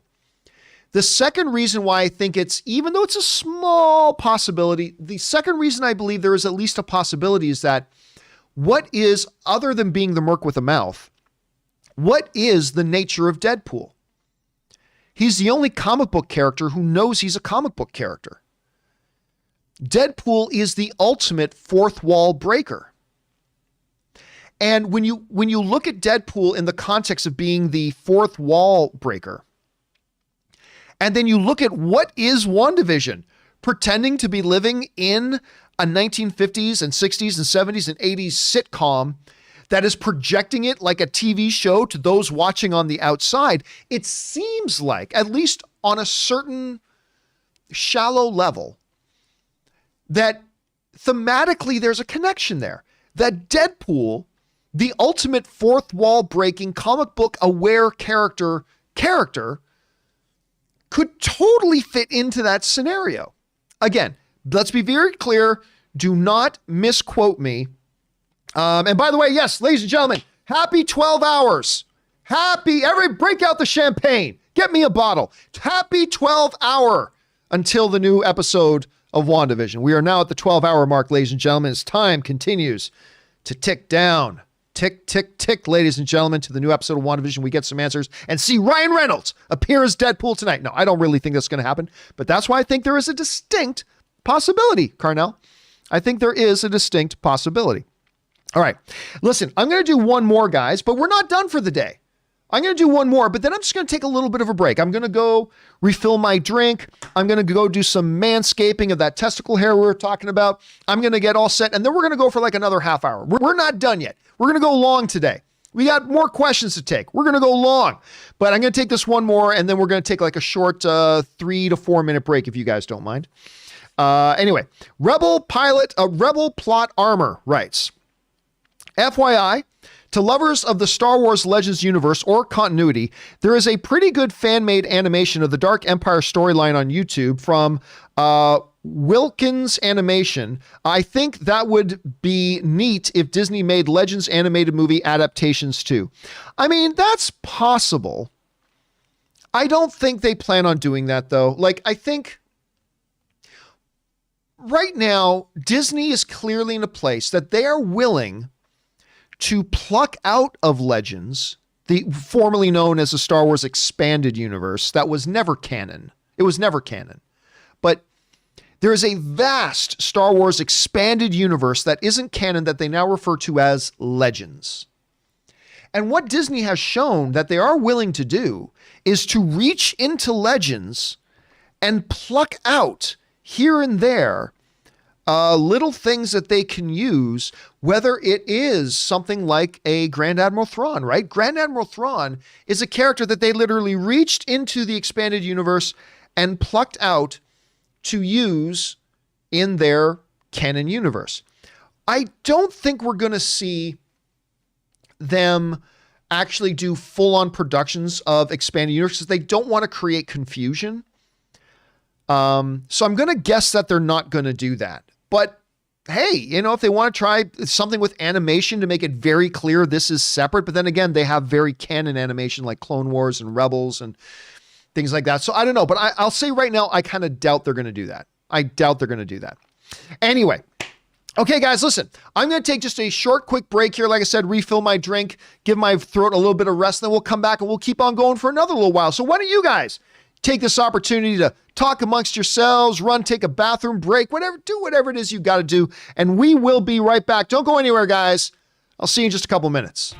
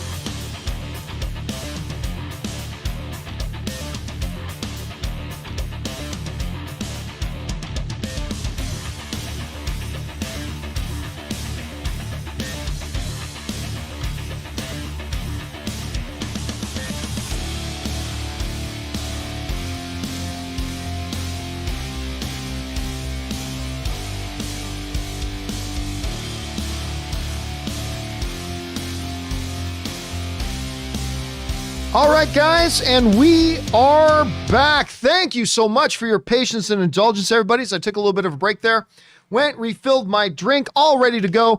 Let's keep on going now for I don't know, let's go another 20 minutes or maybe a half hour. I don't know. Let's just keep going as long as my voice will hold out here. Anyway, let's roll. Next up, Brian Lohner writes, we are now farther away from the movie Apollo 13 in 1995 than it was from the actual event of 1970. Somebody brought up the other day that, do you realize that we are now as far away from, I think it was Batman Begins, which is the Christopher Nolan, Christian Bale movie. We are as now far away from Batman Begins as Batman Begins was from the Tim Burton, Michael Keaton Batman movie. Somebody wrote that in the other day, and I stopped and wait a minute, that can't be true. That can't be true. Is it true? And then I looked it up, I was like, oh my God, we are as now far separated. And Kung Fu Hot Dog sends in a super chat in the live chat section. Thank you for that, Kung Fu Hot Dog. We are now as far away from Christian Bale's Batman Begins as it was from Michael Keaton's Batman. That to me was crazy. That blew my mind. So this is also kind of mind-blowing. We are now further away from the movie Apollo 13 than Apollo 13 was from the actual events of Apollo 13. That is crazy me. That is just crazy. Okay, next up. Dr. Huxtable writes, you mentioned that the 80s sitcom you watched was The Cosby Show. Same here. And I feel like ignoring the whole show, which is what people have started doing since Cosby was found guilty, isn't right.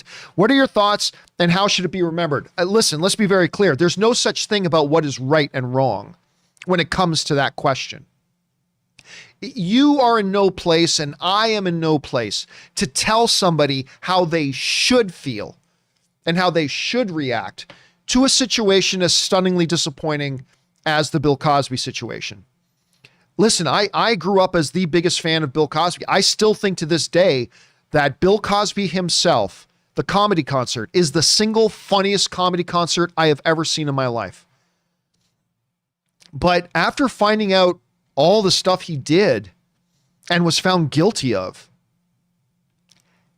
it's not my place to tell somebody you're wrong for not wanting to watch and talk about the Cosby Show anymore. That's not my place to say. We all are going to feel differently about it and we'll all react differently about it.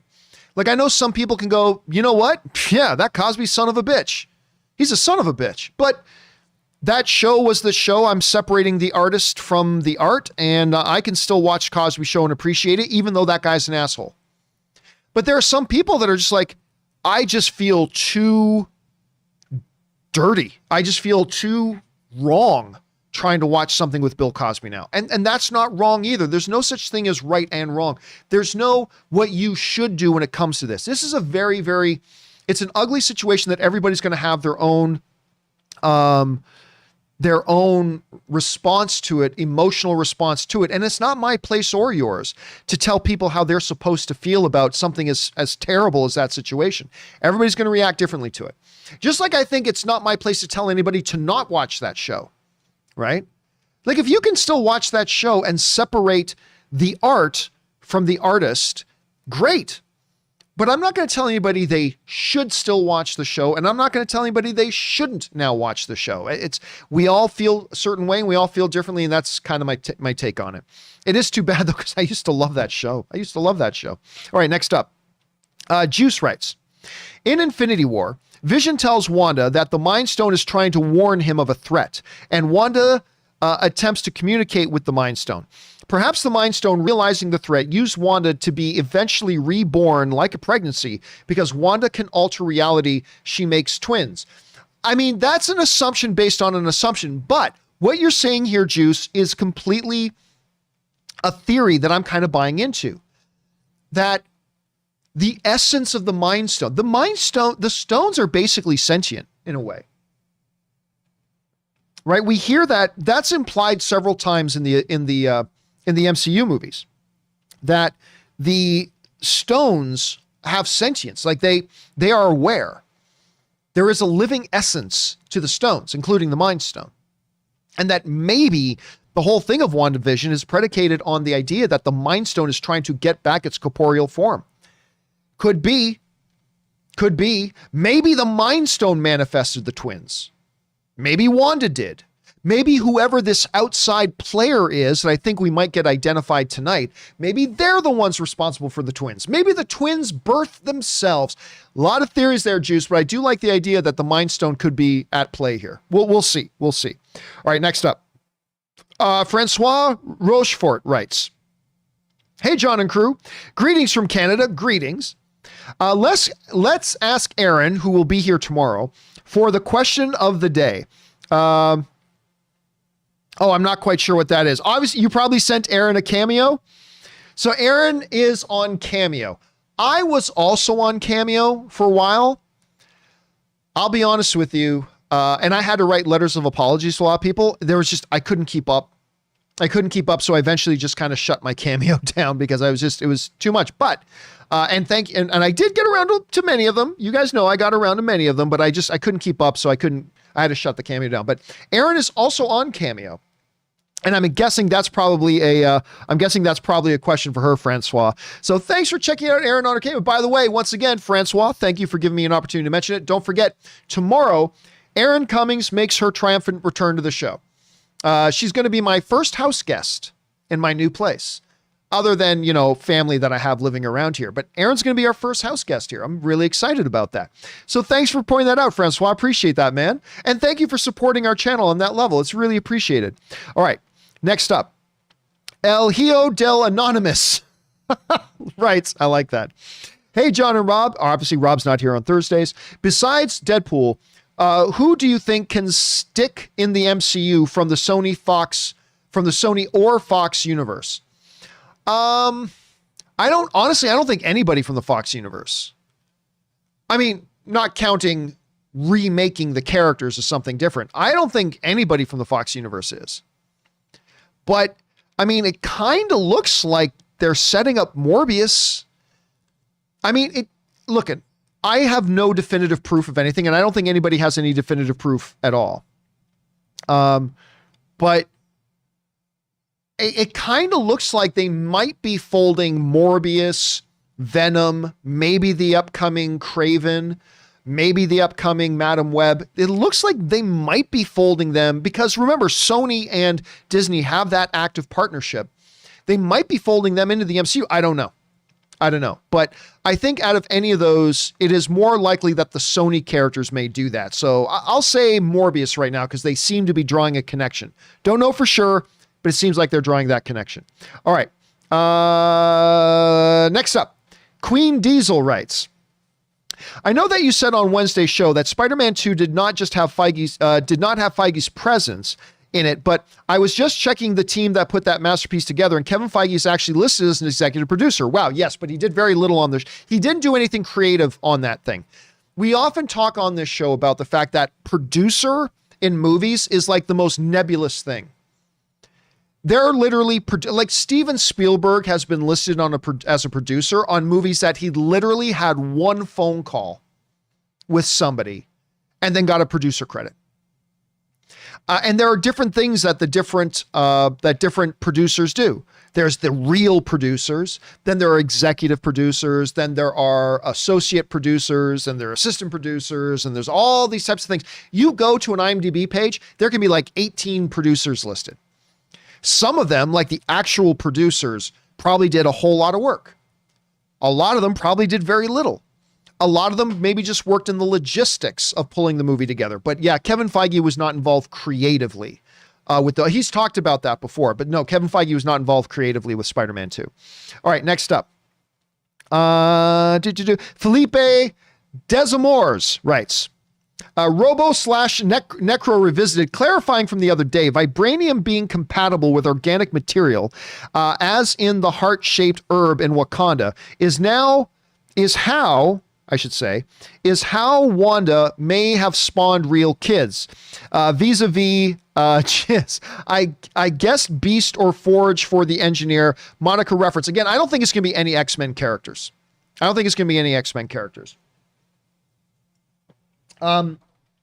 Some people are thinking it's going to be Reed Richards, I think it's too soon for that. But any of those are possibilities. Any of those are possibilities. Even, Forge, who's also in House of M, by the way. But maybe Forge, maybe Beast. But I gotta, I don't know. Whoever that is, it's going to be a name we recognize. I still don't think it's going to be Reed Richards, and I still don't think it's going to be an X-Men character, but that leaves me without having any theory. Like, honestly, Felipe, I don't have any theory who this engineer, this aerospace engineer is going to be. I have no theory. I don't think it's Reed. I don't think it's Hank. I don't think it's Forge. I have no theories.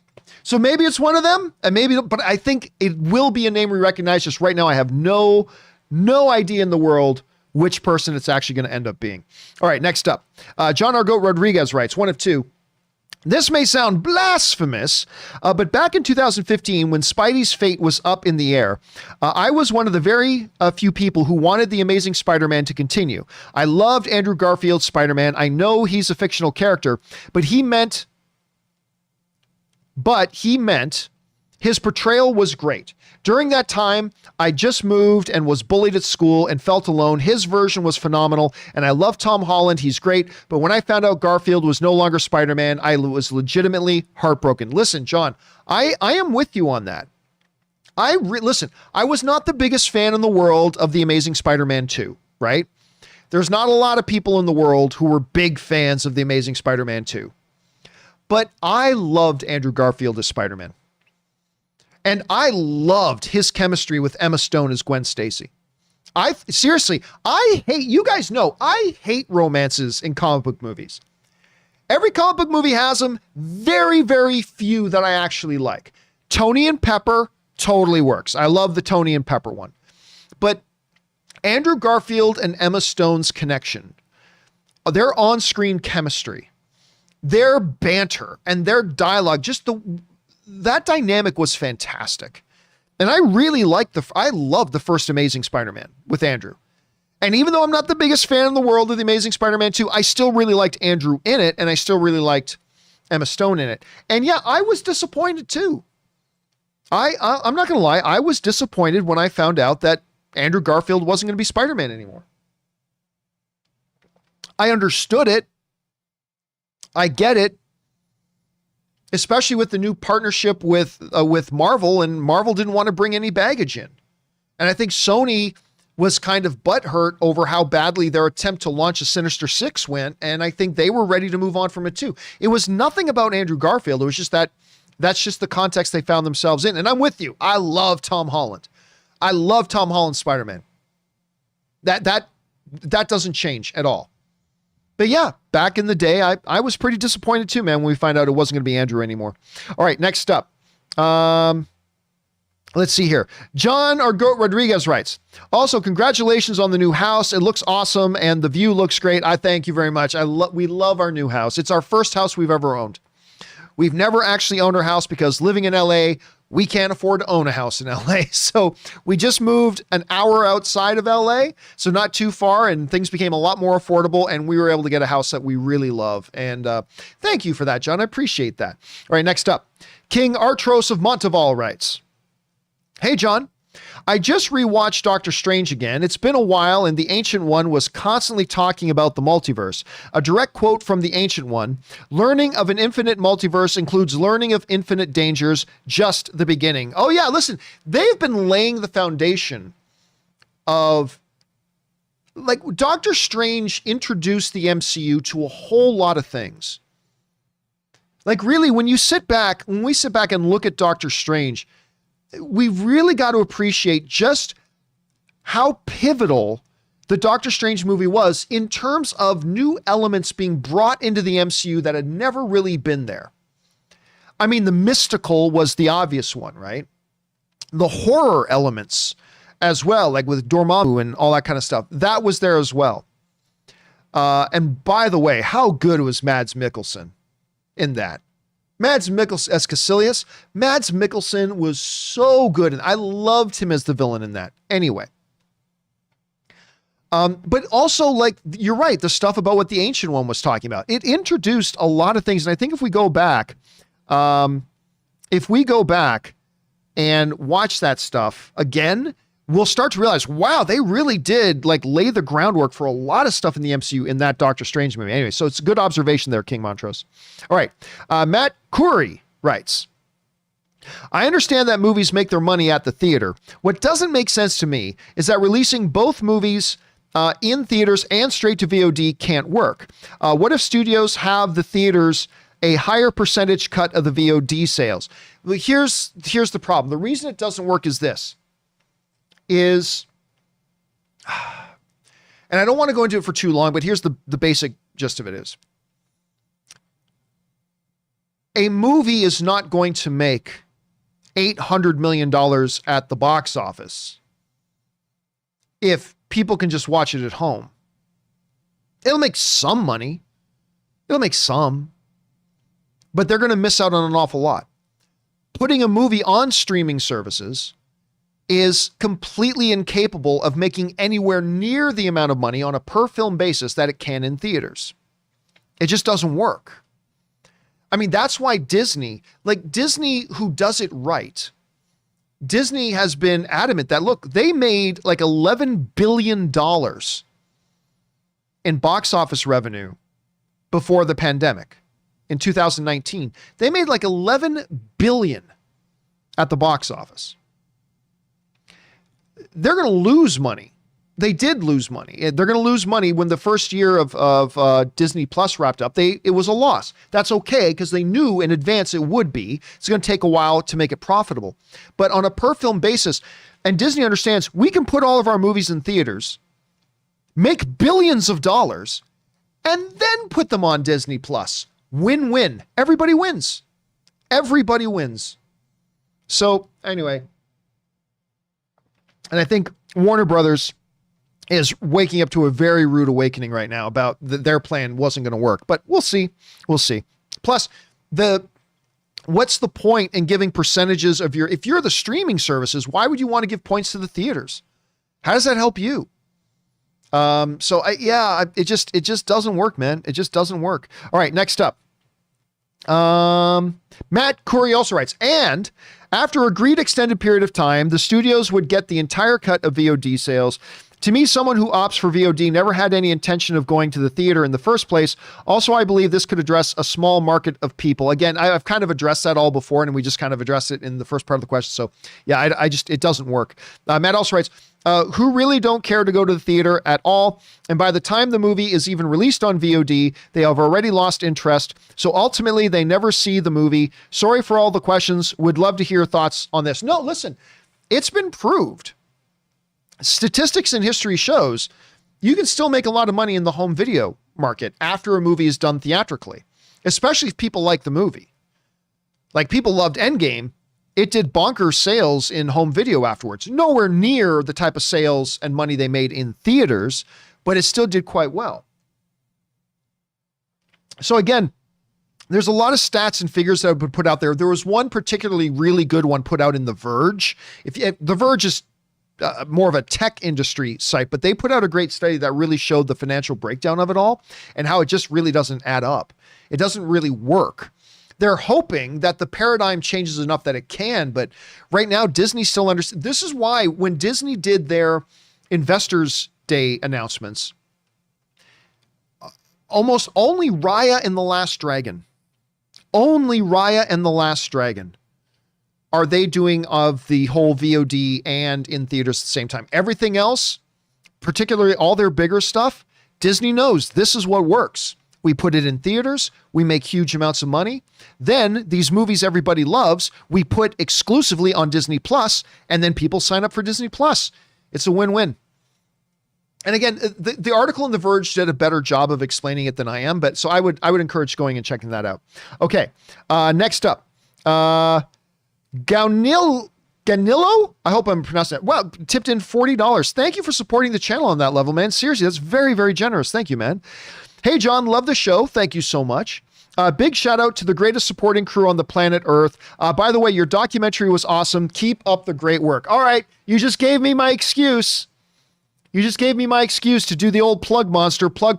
For those of you guys who don't know, I did last year during the pandemic, I made a documentary, a feature-length documentary about movie trailers, the history of movie trailers, how they develop, the importance of them, the bad things about them. Anyway, it's called Movie Trailers, A Love Story. And it is available right now worldwide, whatever country you live in. You can go and get it at vimeo.com/on-demand/movie trailers. Or if you live in the US or in the UK, it's also available to you on Amazon. Just go to Amazon if you live in the US or the UK and search on Amazon for Movie Trailers, A Love Story, and you will find it there. So that is that. So thank you for giving me an option to plug my thing there. I appreciate it. And thank you, Guanillo, for writing that in. Thank you for tipping and supporting the channel on that level. It's an honor to have you here. And thank you so much for checking out my documentary and giving me an excuse to plug it at the same time. All right, let's move on here. Next up, I'm Sure 24. If Wanda always wanted to keep the illusion going and not let Vision know the truth, then why was she trying to tell Vision about her weird encounter with Dottie in episode 2 right before the talent show? Don't know. Maybe she just kind of thought that was kind of in character.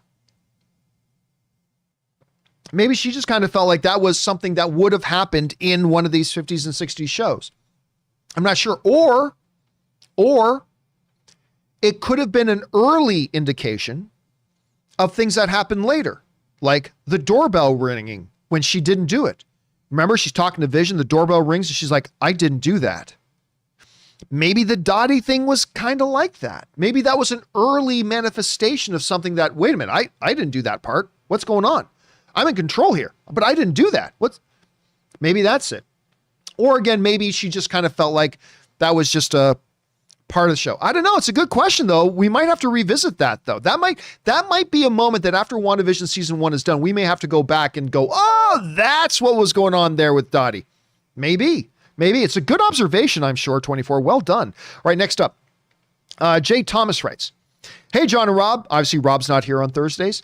Congratulations on the house and the amazing show. Thank you so much. Appreciate that. May you continue to be blessed. So what do you think about Gina Carano getting fired from The Mandalorian? I believe it was justified, but I would love to know your thoughts. Again, we spoke about that for a good 20 plus minutes earlier in today's show. I would recommend instead of going into the whole thing again, I would recommend going back and watching that part. Again, it's, would I have fired her personally? Probably not yet, but when you actually look at the full series of events, you can understand, it's understandable that Disney did. It's understandable that Disney did. And they just said, you know what? You continue to cause controversy. And when we have you in our show, that means your controversy gets brought into our house. And we don't want to deal with it. We've asked you numerous times, please don't do this while you're working with us. It causes us headaches. And she continued to do it and she got fired. So again, I may not have fired her, but I get it. I get that they did. Anyway, for the full discussion, go back and check out earlier in the show. Thanks for running that in. Dan Ketchum writes, do you think they'll recast Gina Carano's character or just drop her from the show? That's a big question. That is a huge question. Let me ask you guys quickly this. Let me ask you guys this. If simply write into the live chat, yes or no. Should they recast her? If you say yes, you're saying yes, the Cara Dune character should still be there. Just get a new actress. If you say no, you're saying no, they should just write the character out of Star Wars altogether. Do you think they should recast Gina Carano?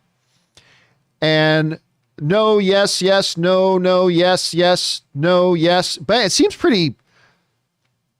I think there's slightly more no's than yes, but it seems pretty mixed. And I just saw a bunch of no's go by. It feels like you guys are leaning towards no, just write the character out. I don't know what they're going to... Here's what my guess is, guys. And thank you, everybody, for throwing in your thoughts. Here's my guess. If Disney isn't going to recast T'Challa, And T'Challa is a far more important character than Cara. I mean, I love the Cara Dune character, but let's face it, Cara Dune is a side B character in The Mandalorian. I love the character, but if they're not going to recast T'Challa, and T'Challa is that important of a character, then I'm going to guess that Disney doesn't recast her. I'm going to guess they just write her out of the show. That's my guess. And here's the thing too. Now, this may be crazy. But here's a thought. I think one of the reasons you don't recast her is because if you don't recast the character, then you leave the door open that later, if you decide to, you can bring her back. Because remember, they fired James Gunn. They fired James Gunn without giving him any warning. They fired James Gunn, even though it wasn't something that was happening right now. It was something that happened a decade ago. And they just, boom, same day it came out, James Gunn, you're fired. And they fired him. But a year passed. They continued to dialogue. They worked things out behind the scenes. And then eventually James Gunn was able to come back. If you don't recast, because if you recast Cara Dune and you go get another actress to play it, well, then that's pretty much sells it. You can never bring her back. But if you don't recast her and just write the character out of the show for now, you at least leave the door open that you can bring her back later. I'm not saying that they will, but I'm saying by not recasting, it gives you at least that option. It gives Gina and Disney a chance for them to work the things out, for Gina to get back on board and maybe come back. I mean, they did it with James Gunn. Maybe it'll happen with Gina Carano. We'll see. All right, next up. Captain Blue Pants writes, some films turning 20 this year. A Beautiful Mind, Amelie, which was one of the very first films I ever gave a perfect, when I was reviewing movies, one of the very, very first movies I ever gave a perfect 10 out of 10 to. Harry Potter's turning 20. Lord of the Rings, The Fast and the Furious. Oh my God, the family's been. Donnie Darko, that feels old. Royal Tenenbaums, that does feel old. Black Hawk Down, that doesn't feel 20 years old. Ocean's 11 feels 20. Pearl Harbor doesn't feel 20. Training Day feels 20. Moulin Rouge, one of my top 20 favorite films of all time. AI, Tomb Raider, 2001 was crazy. Man, whenever I think about anniversaries of movies, that's when you start to feel old, folks. That is when you start feeling older, is when you start seeing all these movies that had come out 20 years ago. Like, seriously? A Beautiful Mind was 20 years ago. Amelie was 20 years. Harry Potter, Lord of the Rings, Fast and the Furious. That is crazy. And then some of them do feel older. Like Dark. It's kind of, that's nuts.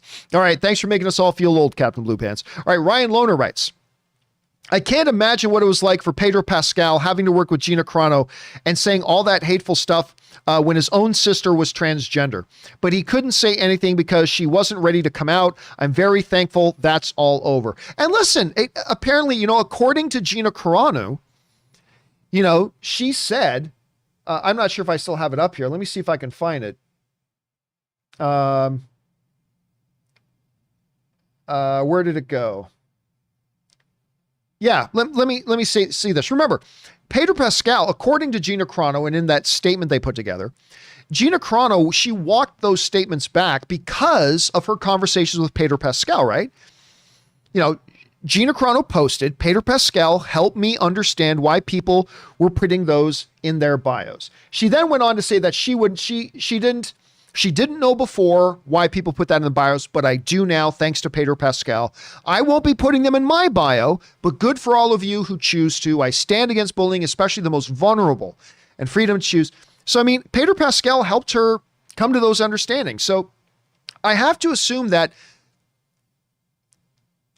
my guess is Pedro and Gina had a good relationship. I think they had a good relationship. I think two people can have a very hard issue between them. Like, obviously, her statements about transgendered when he himself has a sibling who's a part of the transgender community. I think two people can have a very difficult issue between them, but still have a very good relationship outside of that one issue. And I believe, I don't know this for a fact, I wasn't on set, I believe the two of them probably had a good relationship. That's just my guess. I'm just guessing that, though. But that's my guess. All right, next up. Captain Blue Pants writes, also turning 20 this year. Christopher Nolan, no, just kidding about Memento. His first notable feature-length film turns 20, and what a 20 years he's had since. I mean, really, listen, Christopher Nolan was making stuff before Memento, but Memento is the movie that put him on the map. That is still a brain twist of a movie. Memento. It's fabulous. If you guys haven't seen Memento, you should absolutely check it out. But you're right, Captain. That's the one that put him on the map. That's the movie that got him the Batman movies. So, I mean, yeah, it's completely, it's a milestone movie. It's a historical movie. If for no other reason, that's the one that made us all aware of Christopher Nolan. All right. Last set of questions we're going to take for the day, guys. Power is Power writes, 1 of 4. So, new theory. There is no Mephisto. Wanda is in fact doing all of this herself to run away from the pain. I think that's mostly true. Like her kids tried. We agree that the one she's trying to fool is herself. Who's to say that she didn't try to use power on herself to numb the grief after failing to bring Vision back, not realizing she wields more power than she's dreamed of or its effects. Went from telekinesis to God level in days.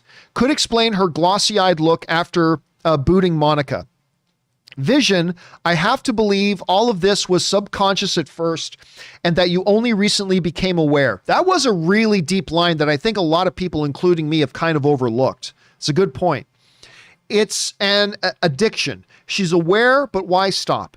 She's earned it. She's built a home to escape, and she'll fight for it. Like many substances, it gets harder to maintain and slipping control as her power still grows to levels she still doesn't realize. Some entity could have taken notice and is trying to take advantage. Over 3,000 people to maintain the autonomy that's necessary opens cracks to interfere. Listen, I think you're absolutely right about... Let me back that up a little bit. There have been some people theorizing lately that part of Wanda's brokenness is that there's almost now different parts of her personality that manifest. And maybe there are certain parts of her, there's almost like two Wandas, not literally two different Wandas, but there's almost like two Wandas now inside of her head. One, they're both aware of what's going on, but one may not be aware of what the other is doing. So like maybe the one half of Wanda's subconscious manifested Pietro and made him come to the door. While maybe the other part of Wanda's mind is like, oh, I don't know what just did that. You see what I'm saying? That is a theory that's kind of gaining some momentum. That is a theory that's been gaining some momentum. A little bit of split personality in there. So that's so maybe in that way, it is in fact all Wanda. Like there is nothing else. There is no Mephisto or Doctor Doom or Dormammu or Agent, the director of S.H.I.E.L.D. There is nobody else doing this. It really is all Wanda. Maybe. Again, I think tonight, power is power. And by the way, I like the way you expressed your theory. That was really well laid out. I think tonight we are going to get some answers. Maybe not all the answers. But I think tonight we are going to get some answers. And I think we're going to have a clearer picture. And then that will set up the final 3 episodes of the series. I think they're going to answer a lot of questions and then sets us up for the 3rd act. So now we can, as we enter the 3rd act of this WandaVision story, they're going to start resolving the issues now, right? We've had Act 1 in the first 3 acts. Episodes 4, 5, and 6 are Act 2. And now I think by the end of episode 6, we are now transitioning to the 3rd act of this story. And I think we're going to get some answers tonight that sets up the final act. And maybe this kind of multiple levels of her consciousness becomes in. Maybe we find out it is Mephisto. Maybe we find out the Evans Peters character is actually, Baron Mordo. Chiwetel Ejiofor from Doctor Strange. Maybe we find out that's actually him in disguise and he's doing this to try to get rid of all sorcerers. Because remember his motto, too many sorcerers. Maybe we will find out in 11 hours and 15 minutes. Happy 11 hours and 15 minutes, ladies and gentlemen, to the next episode of WandaVision. All right, guys, that will do it for today's installment of the John Campea Show. Thank you so much for being here for this long episode and being a part of this today. Don't forget, guys, tomorrow at 4 p.m. Pacific Standard Time, Ann and I are going to be doing our WandaVision open spoiler discussion of WandaVision Episode 6. It's bound to be explosive. I cannot wait to watch this tonight. I think it's going to be amazing. Please do plan on joining us for that. And also don't forget, guys, tomorrow is another episode of the John Campea Show. And Aaron Cummings is going to be here. Very excited about that. Okay, guys, listen. Don't forget to do the 4 main things. Stay smart, stay safe, take care of yourselves, and please take care of the people around you. That'll do it for me for now, guys. Special thank you to all you guys who sent in the questions. Number 1, because you gave us great fun things to talk about, but number 2, you also supported this channel while you did it. And don't forget, if you had sent in a question, we haven't got to it yet, don't worry, we will pick up with your questions. We will start off tomorrow's show with your questions that haven't been answered yet. So that's where we'll get started. All right, guys, that will do it for me for now. My name's John Campea, and until next time, my friends, no more testicle hair.